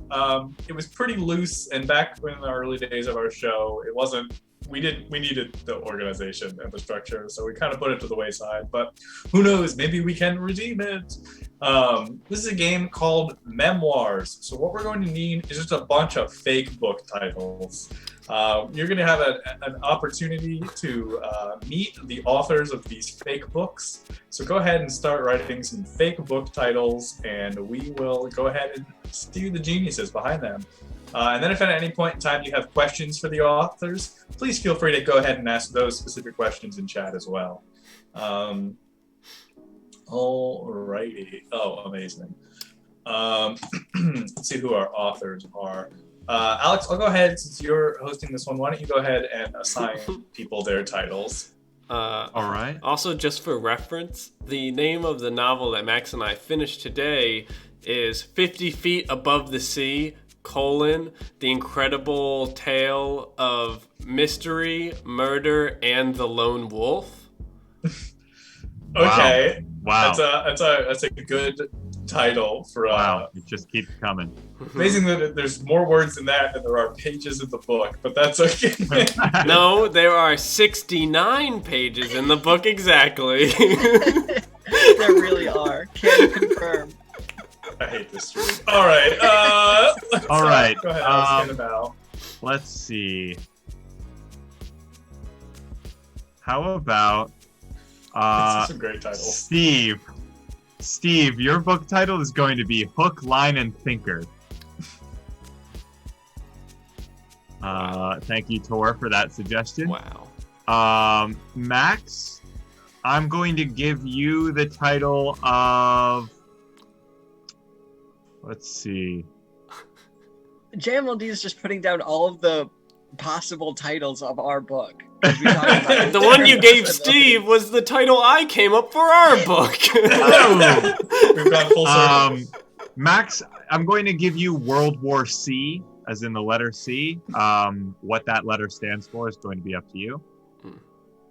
Thank you, John Galt, for that one. The plagiarism is absurd. And Dan, let's see. Yeah, I'm going to go with Tarpit's suggestion of the 12 tribes of Elven Reptilians. Yeah, okay. Classic. Who hasn't read that one? That's my favorite. It's a nonfiction, of course. Yeah. Uh-huh. All right. Alrighty. All right, so chat, now that we have the book titles, this is going to basically be like a book signing event. So the authors are going to get to come up and talk about their books, and you in chat can type some questions for the authors to answer about their books. So why don't we start with Steve and your book, Hook, Line, and Thinker. Welcome. Thank you so much. We're really excited to have you here and talk about your newest novel. Why don't you give us a little bit of a rundown of just what inspired you to write this one? Well, I've been roaming these vast waters for as far as and as long as I can remember. I've sailed each of the 7 seas, every ocean, and large estuary that I can find. But what really got my goat, if you can say that, is moral philosophy. I remember when I was a lad, instead of a pirate, I wanted to be a moral philosophy professor, but unfortunately, I never got tenure. So I bought a small boat for myself and went on my conquest of pillaging every large tanker full of books, going to places like Barnes and Nobles and Borders and that kind of thing. Very interesting. Tell me, which type of body of water, so lake, sea, river, of those, would you say really makes you think the most? A thinking question. Yes, I prefer the estuaries. Not quite salt water, not quite fresh water, but still teeming with life nonetheless. You see, in the murky quagmire out on the distant shores, you get to think to yourself about man's plight between nature and the lawful order that goes against the chaotic urgency of the world. And there alone you can think to yourself, is this water something that sustains life or something that kills it, where it might kill any mortal man but not the fish that live there? Very interesting, very insightful. Okay, one of our readers actually sent in a question here. They said, you said that you caught a big bluefish in chapter 5, but in chapter 23, you said it was a fish as red as Clifford the Big Red Dog. Did it change colors? Was it a different fish? Can you sort of elaborate on that?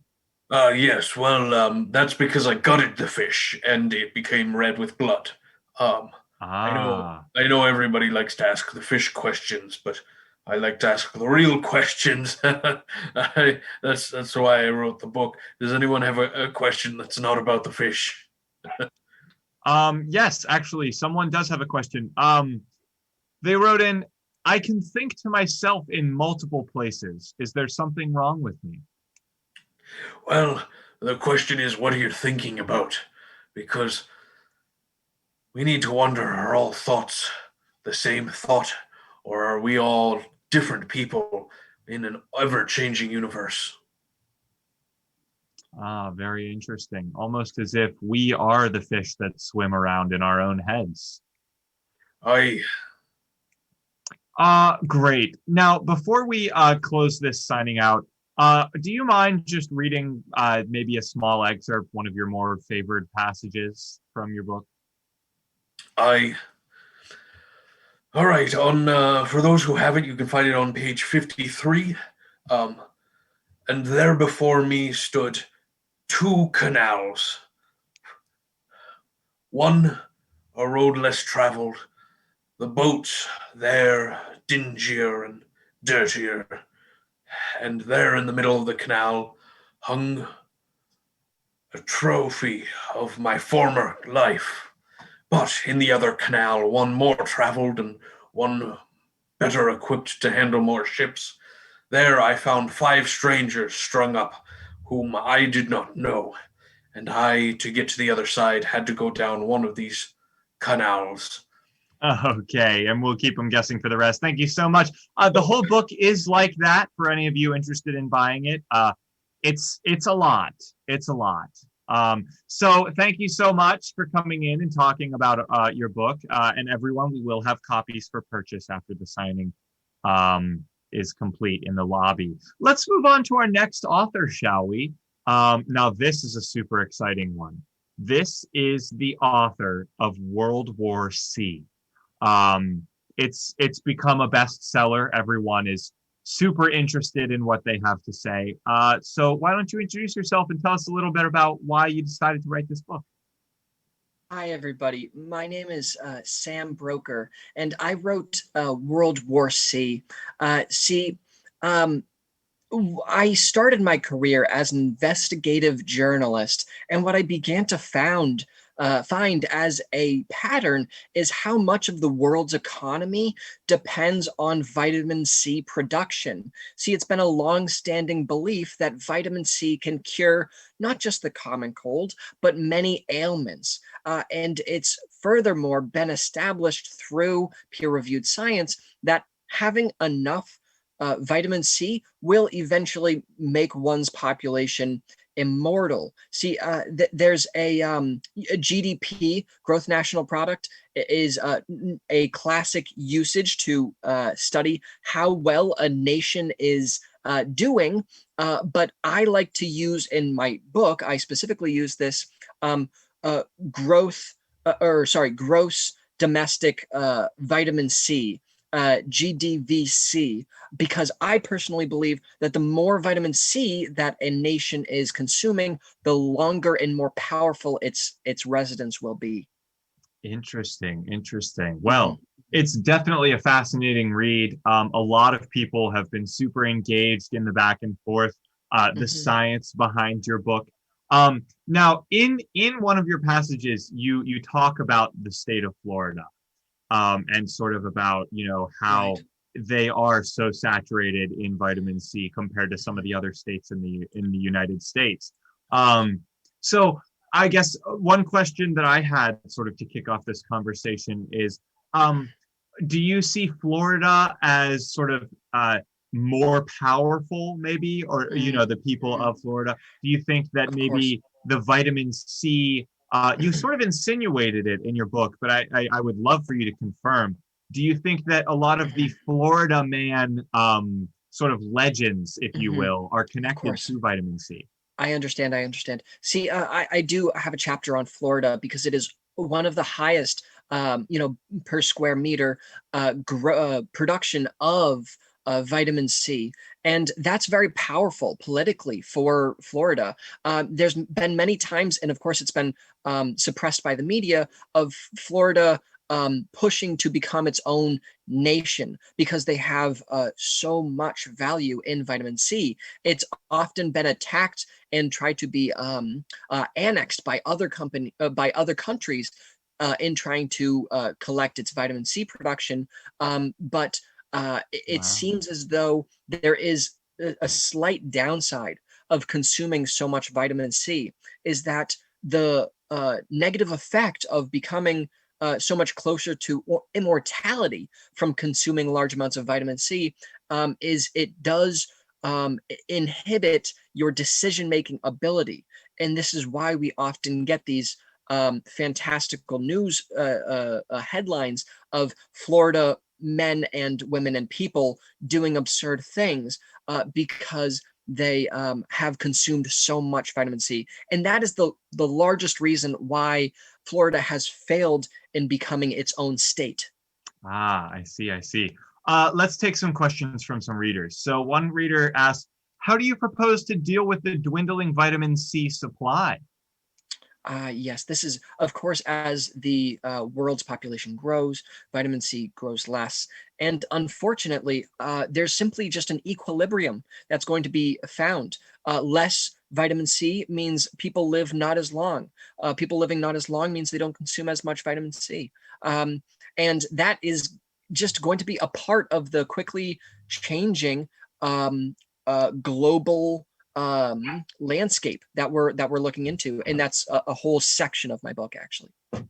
Wow, that's exciting.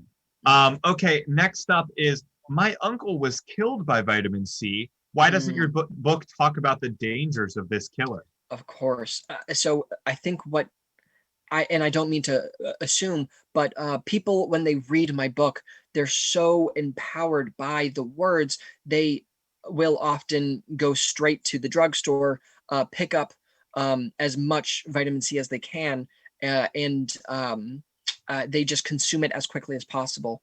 This now, at the very end of my book, and I realized this was a mistake, I said how to safely consume vitamin C. And people did not read that before they rushed out to the drugstore.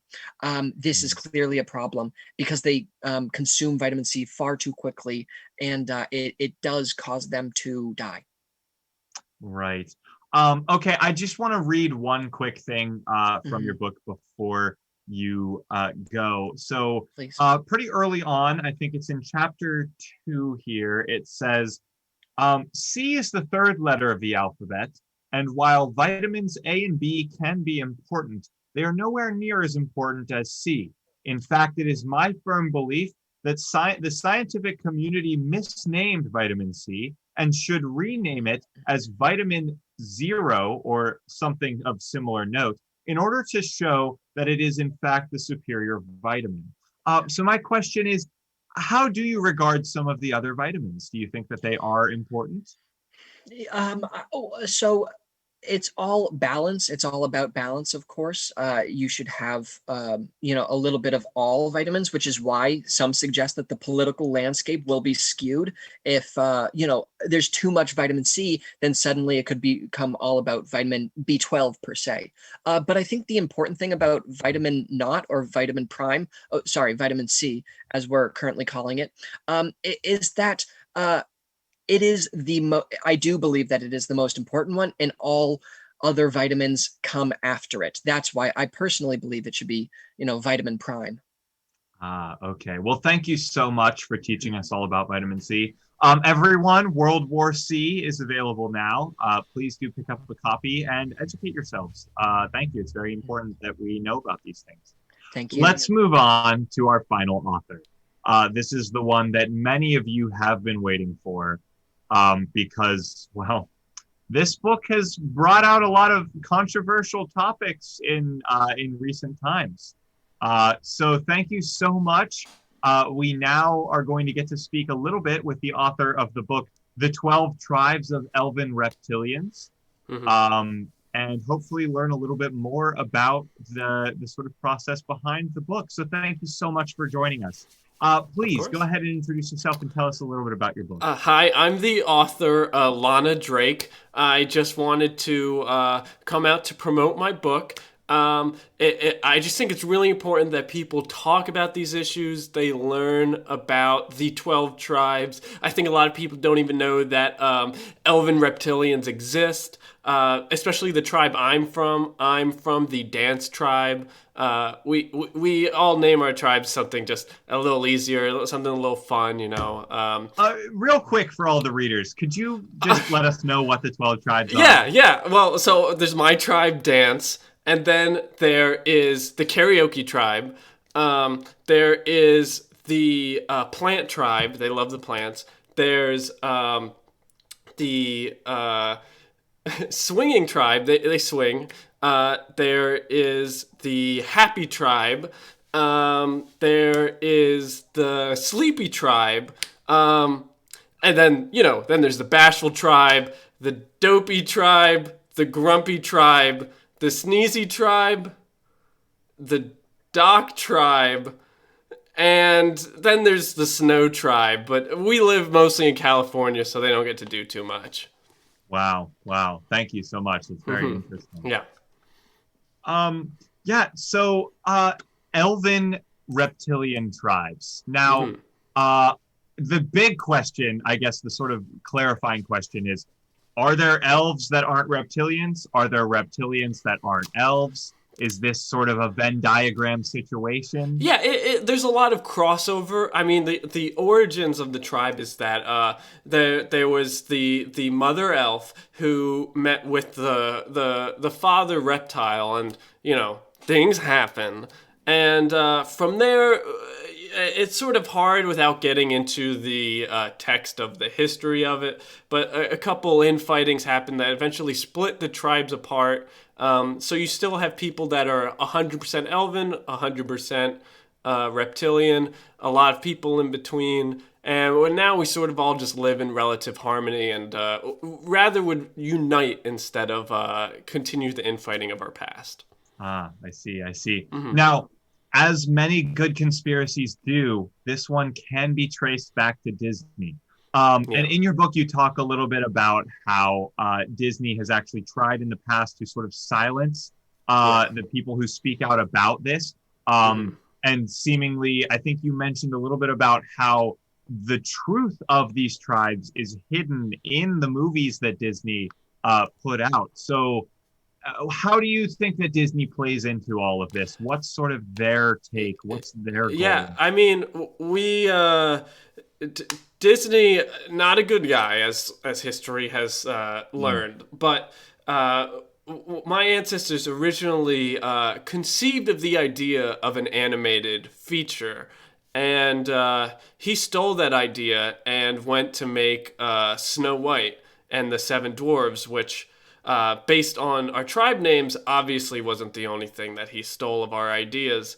From there, he proceeded to take a lot of our land in California to make Disneyland, and we had to get him out of there. So one of our most famous assassination attempts, we are happy to say, was Walt Disney himself. Wow. And that is in the book, I'm assuming? Yes. It's on the cover page. It's a detailed description on the hit on Walt Disney that we committed. Incredible. One reader wrote to us, actually, in the first explanatory chapter, why did Adrahel kill Heliphus? Was this because of Eladan, or was it Might? Well, okay. Well, might have had a little bit to do with it, but honestly, you really have to think of Abathith. So Abathith is sort of the overruling.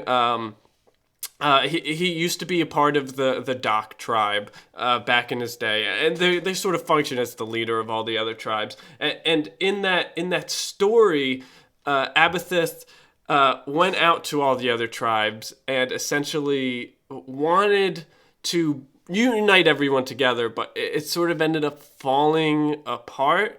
And that was the last time before now that we got all the tribes back together. So usually, as you can see, they've sort of ascended further on, but Abathith is usually to blame for most things, yeah. Okay, and they're part of which tribe again? The Dock Tribe. Ah, the Dock Tribe. Okay, okay. Fascinating stuff. Let's just real quick to sort of wrap things up here. One thing that I am curious about is there are some sort of hidden allusions. Some of our more astute, more perceptive readers have actually noticed to the unspoken 13th tribe. Right. Can you give us any information, any hints on the 13th tribe? Look, let's just say that since we already live in the redwoods of California, we wanted to maybe split off to function in, you know, a little bit of pop culture and government. So we might have given Walt Disney back the favor and taken over Hollywood. So Hollywood itself is sort of the 13th tribe. And the branch into government that you can also see the branch into Hollywood is our now spokesman since he came out, Arnold Schwarzenegger. I see. And that's where the connection starts. Yeah. Okay, well, thank you so much. This has been truly eye-opening. And the readers, thank you too. And thank you to all of our authors once again for coming out here. Super exciting day here at the bookstore. Again, everyone, all 3 of these books are available in the lobby along with some egg salad. Please take some egg salad. It will go bad if you don't. If there are any other questions for the authors, some of them may be sticking around and some of them may be needing to get into armored vehicles and leave as soon as possible because the government is coming after them. Thank you everyone, and have a good rest of your day. See. What a game. What a game. Yeah, what a game. Oh, That- boy. 5 feels too generous, Motion. That's 4. That's 4. 4. Oh, that's 4. That's right. Yeah, 5 is too generous. Yeah. Agreed. Oh boy. Well, I hope you all at least have learned a thing or two here tonight. The best that you can. What we've learned is that we have a screening process of these games for a reason. Yeah. Yep. Max too. Max has always been fighting for that game. It is very long. I like it. I like the character building games. They're fun. It's true. Well, maybe there's a way to retool some of these. Back to the workshop, if you know what I mean. They're long. We'll break them up for parts and then make new games from the parts. Scrap them. True. Build a Frankenstein's monster of an improv game. We're gonna roll into our next game just because we've got a lot more we need to accomplish here tonight. By accomplish, I mean put up on the chopping block. So our next game is a game called Olden Days. Why did we stop playing this one? Because we always ended up going to what we called the void. Basically, we couldn't get our head out of our asses on this game, and we liked one bit too much, but the bit was only something we found funny. So we're gonna retool it, try the game again, and not commit to the bit on this one, which I know it sounds like bad improv, but here we go. Alrighty. So what we're going to need from the chat is just start listing nouns. Whatever nouns you want. Go ahead and give us those nouns, and we'll take the rest from there. It's true.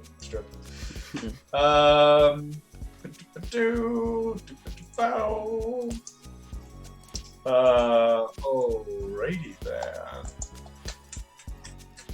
We're gonna go ahead and pick pancakes. This is the olden days for pancakes. Back in my day, we didn't have pancakes. We just had regular cakes and poured syrup on them, even though they already had icing on them. Oh, what's that? Back in my day, we didn't have cakes with syrup on them. We just had to cut a slice out of a tree, and then the sap would drip onto it, and we'd eat those.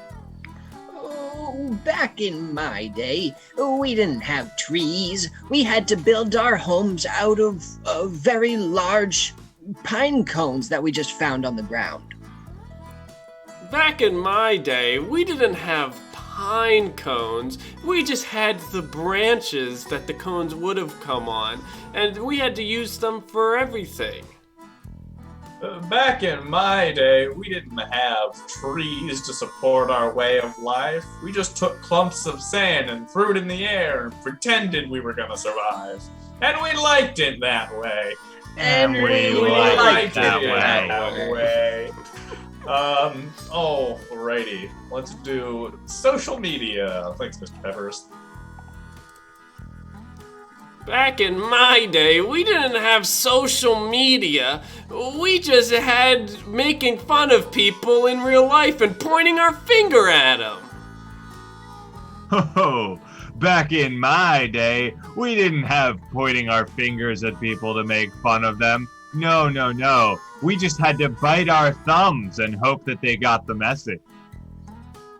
Back in my day, we didn't bite our thumbs at people. If we wanted to insult them, we'd write a 32-page soliloquy. Back in my day, we didn't have metered verbs to insult our enemies.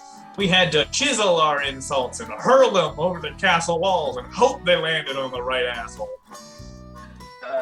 Back in my day, we didn't have these fancy trebuchets to be able to fling large rocks.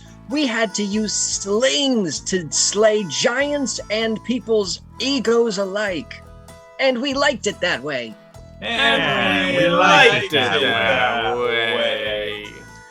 Oh, alrighty.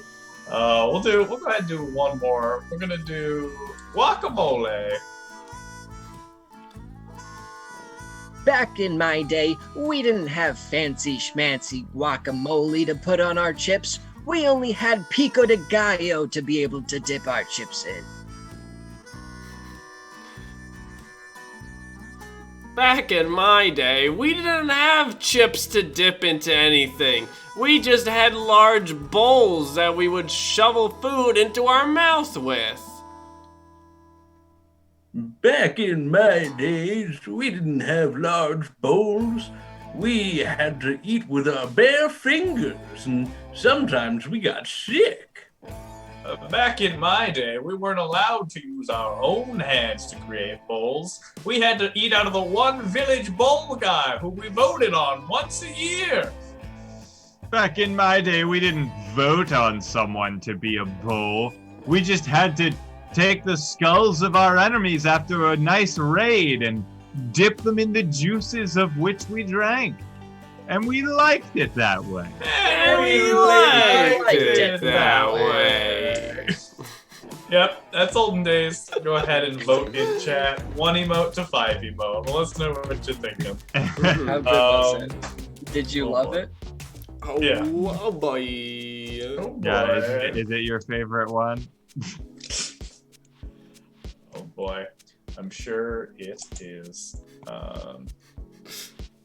Sorry. Too many comedians in a group. Amazing.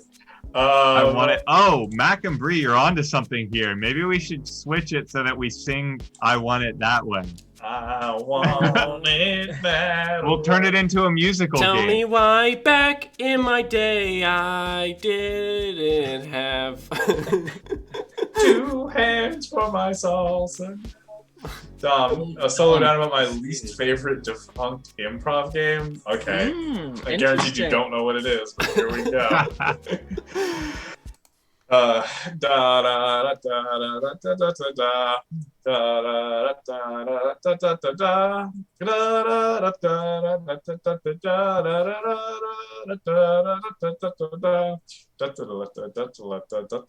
da. There is a game that's neither near nor far. If we ever play it, please hit me with a car. I have a lot of my life to pay, but I will never ever play sit, stand, or lay. Sit, stand, or lay. Oh, what a You game. don't know, it's my least Dom. favorite game of all Yeah. time. Rob, what's that game? What's that Sit, game? stand, or lay is a bad games that no one can make funny because the game is inherently not funny, where 3 actors have to do a scene. One of them always has to be standing, one of them always has to be sitting, and one of them always has to be laying down. This game is bad. We will never play it. Steve has tried really hard to get us to play a virtual version of that. Steve, what is that game called? Oh, no, that's not just me. That's just a meme that I think Dan and Max backed me up on. Don't I associate think me we've with seen this. other troops play it. We've seen other virtual comedy Near, troops far, wherever do it. you are. Yeah, near far, Wherever you are. And then I came up with an Alice in Wonderland one where it's big, small, wherever you fall. Where one person's really small, one person's really big, and then one person's like normal size. They're all really stupid, but I get a kick out of seeing Dom cringe every time I bring it up. Look, and there are people. I saw someone defending it in chat for in person. I still think it doesn't work in person. And we could get into like what the mechanics of the game are, why I think it fundamentally is flawed from a premise, but like we don't need to have that conversation right now. Right. But it is my least favorite improv game, and I like 99% of improv games. This just happens to be the one that really I've never once seen it and been like, this is a good game. They played it well right there. I've seen moments in it, because here's the thing. I think that it can have good moments of physical comedy, and I think that is the only potential energy that Sit Stand Lay possesses. Right. Is like occasionally you can come up with a funny way for someone to go from standing to laying down. That's about it. It's okay. So maybe we'll do like a punishment sometime in the future where we'll play Sit Stand Lay in person. But who knows? Why would we punish the audience? Exactly. Also, I don't know if we've ever had sad merch before, but I tried to make a sad merch shirt. So keep that quick. I feel like we probably This is for Max. That's pretty good. Thanks. I thought so. Anyways, we're gonna move on to our second to last game. Go ahead. We can have an improv theory talk at some point, Crab starts saying. Yeah. Oh, absolutely. Yeah, maybe on like a Tuesday stream or something. We'll just set up shop and talk improv. Yeah. There goes my bonus. Anyways, watch it as it goes. We're gonna play a game that we used to play. It was our very first picture game, if I'm not. Our very first regular picture game that we tried to play before we invented other lovely games. So why did we stop playing this one? Because we found better ways to end this interaction. But we're gonna give it one last send off into the night, a final swan song called Art Auctioneer. So basically the way this game works is you all have submitted lovely paintings that our artist Steve has painted. They may look like photos from the internet, but they're not. They're hand painted by Steve, I promise you this. We're gonna, similar to memoirs, we're gonna get to ask Steve all the artistic questions we want to ask him about his process, what it means to him. And then you're allowed to bid on these pieces in chat. We never figured out a system for how to actualize these bids or what that means for you all. So bet as many imaginary points as you would like. And one of you will, I guess, win at the end? Who knows? Hard to say.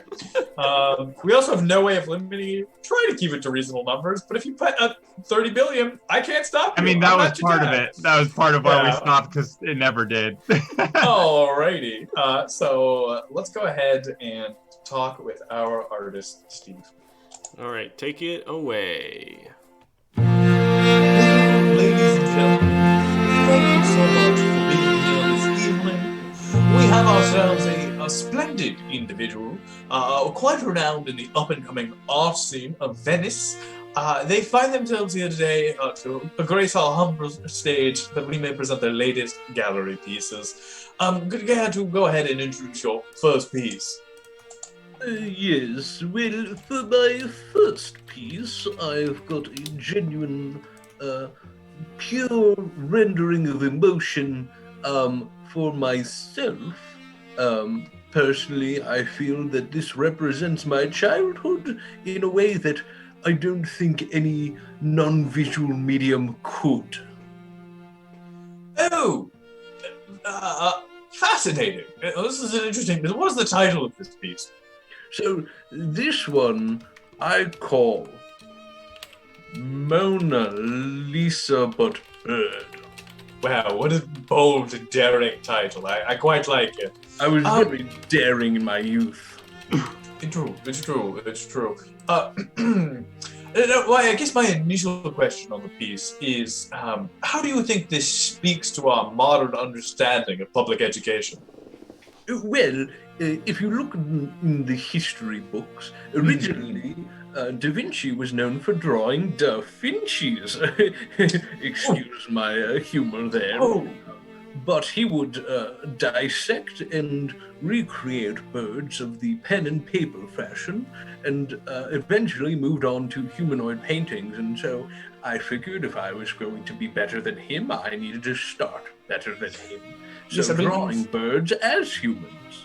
I believe our auctioneer have some questions. Yes. Well, the bidder I'm representing asks, why is the bird's beak agape? The bird's beak being agape in a scream or yell represents the teen angst and pure rage that I had at the system and the man when I was a teenager. Excellent. Next question. Yes, a question over here. Come on, admit it, old chap. What are you protesting? Oh, well, I'm protesting nothing anymore, but when I was a young lad, I protested everything. That down to the cell theory and germ theory, but also that up to anything my English teacher told me about literature. But growing old, I found the fine uses of things such as the door being green in my own literature. Excellent. Well, I believe that is enough of this piece, so we're going to put this back into storage, and we'll reveal our next piece. Can you go ahead and tell me the title before we unveil this next piece, please? Yes, this one I call Rhapsody, No Rhapsody. Rhapsody, No Rhapsody. Well, I'm looking forward to it. Please unveil it now for us. Yes. Well, wow. You can see this one was also a transitional piece from my early period.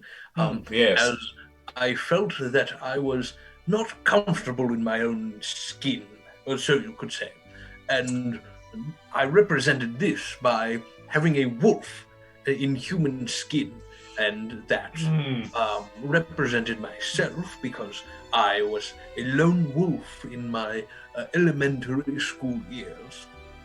Wow, that is truly something. I believe I've already seen some questions come in from our bidders. Anyone? Yes, I have a question for my bidder. They're asking, were all of your famous works things you did in junior high and elementary school?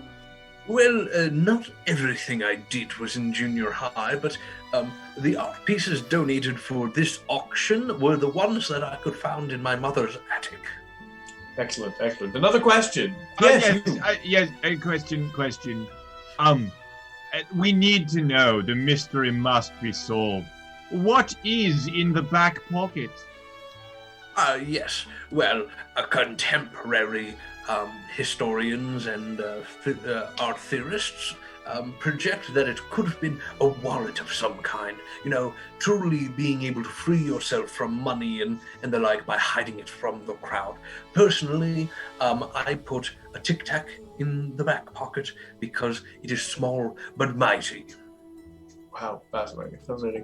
Well, I believe it's time to take a look at your next piece. Once again, could you tell me the name of this piece? Yes, this piece is a little piece I like to call the Fast. The Fast. Excellent. Let's take a look at it.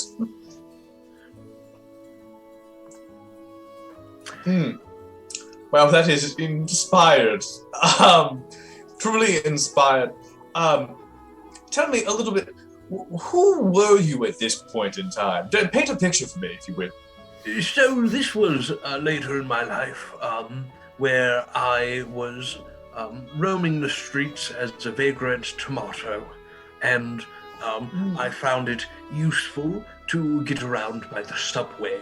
This was in my realism period when I was into photography and not the painted work. So you mean this is a self-photograph of yourself? Well, I wouldn't call it a self-photograph because I actually paid a random person I met on the subway that day to take my picture. Exquisite, exquisite. Well, I see a couple of questions coming in from our bidders, and we of course want them to be informed upon the art they're buying. Yes, you were the middle. Right. It feels like a very specific choice to have black shoes. What do these represent? Well, these represent my need to not get the shoes dirty. I was in New York. Excellent. There's just a clarification we want to make sure. Is it, would you pronounce this piece to have a tomato in it? Or, I'm not sure if I'm saying this right, tomato? Oh, right. Well, as the classics used to say, tomato or tomato. Well, it's tomato, and anyone else who says so can not bid on this painting. Right answer. Excellent, excellent. Well, thank you. Welcome to our new bidders who are joining us on today's art auction. We have a number of paintings prepared by the lovely artist Steve over here. And now we're going to move on to our next painting. Artist Steve, before we unveil our next painting, for all of our new friends, why don't you go ahead and tell us the name of this piece? Yes, this one was from my postmodernist period, and I just called it Pink. Ping, of course. Let's go ahead and unveil Ping for our bidders. Yes. Oh my! Wow, that is artistic on a different level. Wow! I'm moved. Quite moved. The levels of emotion I'm feeling right now. Could you tell me more about Ping? Anything at all, really, honestly. Yes, so this was a part in my life where I was learning to be myself. I'd come out of my teenage years of junior high, and I was learning to love both life and the carnal pleasures there within. And so I perfected that upon the canvas in this particular piece of work with the pure essence of both romance and intimacy. I see. Yes, a question. I have a question personally, not from any. Where's the sun? For legal reasons, I had to keep it distinct from any tubby fellows who might have a telly in their tummy. Interesting. Amazing. Well, I genuinely have no more questions on this piece. I'd like to move on to your last It really piece. speaks for itself. Yeah. And boy, does it speak volumes. Alrighty. Why don't we go ahead and just unveil this one first? And then we'll provide the name afterwards. Yes. Well, personally, this is my favorite piece that I have created, and I call this one Darkness and Rationalism. Wow, that is a powerful piece of almost poetry in the way you painted the strokes here. I'm sure our audience will have much to ask about this piece and its artistic process. But for now, what are you hoping to say to the world by dying and leaving this piece behind with you? Well, as you know, once this auction commences, or finishes, I should say, I will then ascend to whatever afterlife I believe in, peacefully, I will have you know, but I will be dead after this. So, I wanted to release this as of yet unseen piece of work by myself, and really consider it my piece de resistance. It is the ultimate feeling of my career. Excellent. Yes, question. My buyer is very concerned. How many beans are in this photo? You see, my buyer will only purchase pieces that have at least 653 beans in it. Yes, well, you can assure your buyer that there are, in fact, at least 653. I believe the original tub that I had filled with beans contained around the variety of 1,158. Not all may be captured upon the canvas here, but I will show you that in the reference, that is the number we used. Excellent. I have a question. There seems to be a lot of sorrow and pain behind this picture, and I was wondering: is that do the beans represent a literal bean-related tragedy, or is it more metaphorical? Well, they represent both a bean-related tragedy and tragedies not of the bean variety. This piece captures all the darkness in my life, every horrible hurdle I had to overcome, and everything that I built up, only to come crashing down when I bet all of my money on the stock market. Excellent, excellent. Well, thank you, Artist Steve, for being here today. I'm sure many individuals would love to take these artworks home. If you've purchased anything during the period of the auction, please come pick it up from the back. And thank you all for being here. See. Wow, y'all really went hard on those images this week. I can see. That Teletubby one is one of the most cursed images we've had on the show. We gotta stop letting Dan picking the images. Look.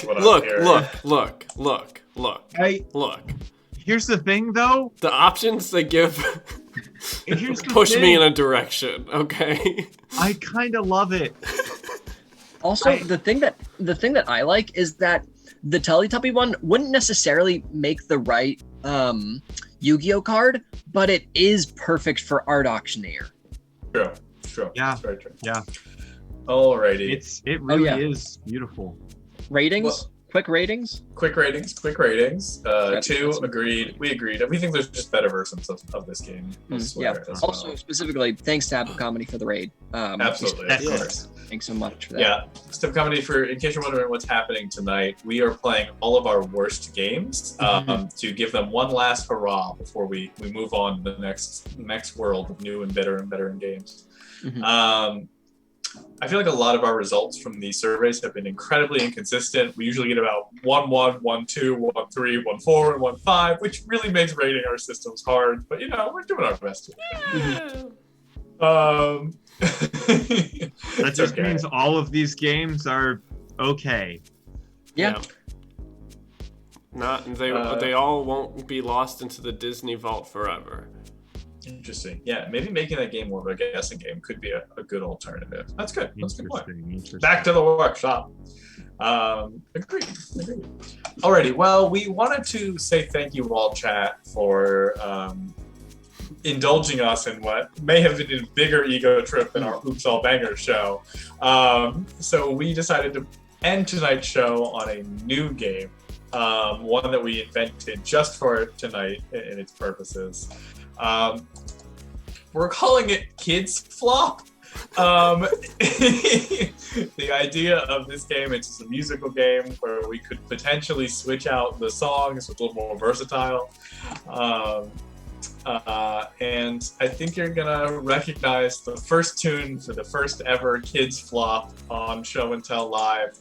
All we need to go and get started is any word you can think of. Just go ahead and give us a general word, and we will go ahead and present to you our first ever Kids Flop. This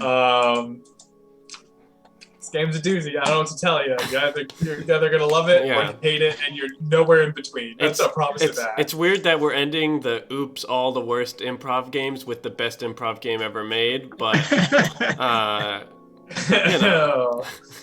Yikes. We truly put it through the forge and used every ounce of improv that we were ever gifted in. And somehow this is what came out. Yeah. Oops, all bangers. All right, we're gonna go with reindeer. We're gonna go with reindeer. Steve, whenever the courage is mustered enough for you to slap down this hot dog, let's go ahead and get going. All right, Dan, let me know when we're in the scene. Take it away. I like a good holiday to cheer for. It's pretty cool out in the snow. I was riding my deer when I came near to a guy who was a beau. Well, they didn't let him play because he didn't know the games, so they just laughed into his face. Didn't say that he could play with them. It was pretty mean and not a PogChamp. So go get your nose, go get your deer, everything, and it's time to steer. If you want to fly, come with me. This is who you're truly meant to be. Hey now, friend of reindeer, give him soda, Fanta. Hey now, friend of reindeer, everybody now, Santa. 'Cause all your deers can be bros, even if you got a red nose. 'Cause all your deers can be bros, even if you got a red nose. Oh, dear God. Anyways, that's Kids Flop. I hope you enjoy it. We practiced that way more than we should have, way later than we should have, but that's what you get. This is the best game we've ever played. I can tell. Right. You don't have to rate this one. We already know it's all fives all around. Yeah. If you have any other songs you want Kids Flop to do, put it in our Discord under show ideas and game ideas. Yeah. Go ahead and hit us with those. Because Kids Flop never repeats a song twice. That's not true. But also 10 out of 10 graphics. Yeah, Dan is just, and that's one of the other reasons that's one of the other reasons we retired some of his games, is that Dan's just gotten better at making games, to be honest. Yeah. Well, we're like, but what's the concept? What's the function? The flow of the game? While Memoirs is like, I don't know, put a bookcase behind them. And it's no. I think your cool guy graphics, or nice guy graphics, are peak comedy. Yeah. Does it make no sense? Yes. Excellent. Well, thank you all for... Go ahead. Do I have a second point? No. Cool. Yes. Thank you all for being here. Truly a great time to have all of our friends and family here with us on this amazing endeavor. Next week we will return to a normally scheduled half bangers, half shitters, as promised, with every comedy show you go to. Mac and Brie. Thank you so much. Thank you. Get out of here. So Get out of town. Get out of town. I can't even count. Amazing. Keep counting, Amazing. Steve. You guys. Steve, you don't have to count every single bit. You can count it by the hundreds. No, I'm counting them one by one. 1, 2, 3. You gotta keep track of those bits. Alrighty. We are going to raid. We are gonna go raid our friend Tar Pit, because we love Tar Pit, and he's working on some art tonight. Always cool to see. So we're gonna go raid our friend Tar Pit, but before we do that, of course, we're gonna ask you all to come back on Tuesday, where we're doing tier lists. Tier list. Of course. But of course, before we go raid Tar Pit, we have to end stream the way we end every single stream. Mac and Brie, you've been here long enough, Mac and Brie. How do we end every single stream, every single time? For you, Mac and Brie. You, of course, know. Yeah, watched you know. we're almost at like 100 shows or something. Something like that. How do we end every? You know how we end every single show. stream. Yeah. You know, Mac and Brie. You've seen it. I've seen it hundreds of times. We could ask anyone. We could ask anyone, but we're asking Mac and Brie specifically just because, like, as long as you've seen one episode, you know how we end the show. That's it. That's right. You know it. Right. We tickle one another with feathers. So let's go give Tar Pit some show and tell love. And in the meantime, it's time to get tickling. Stop.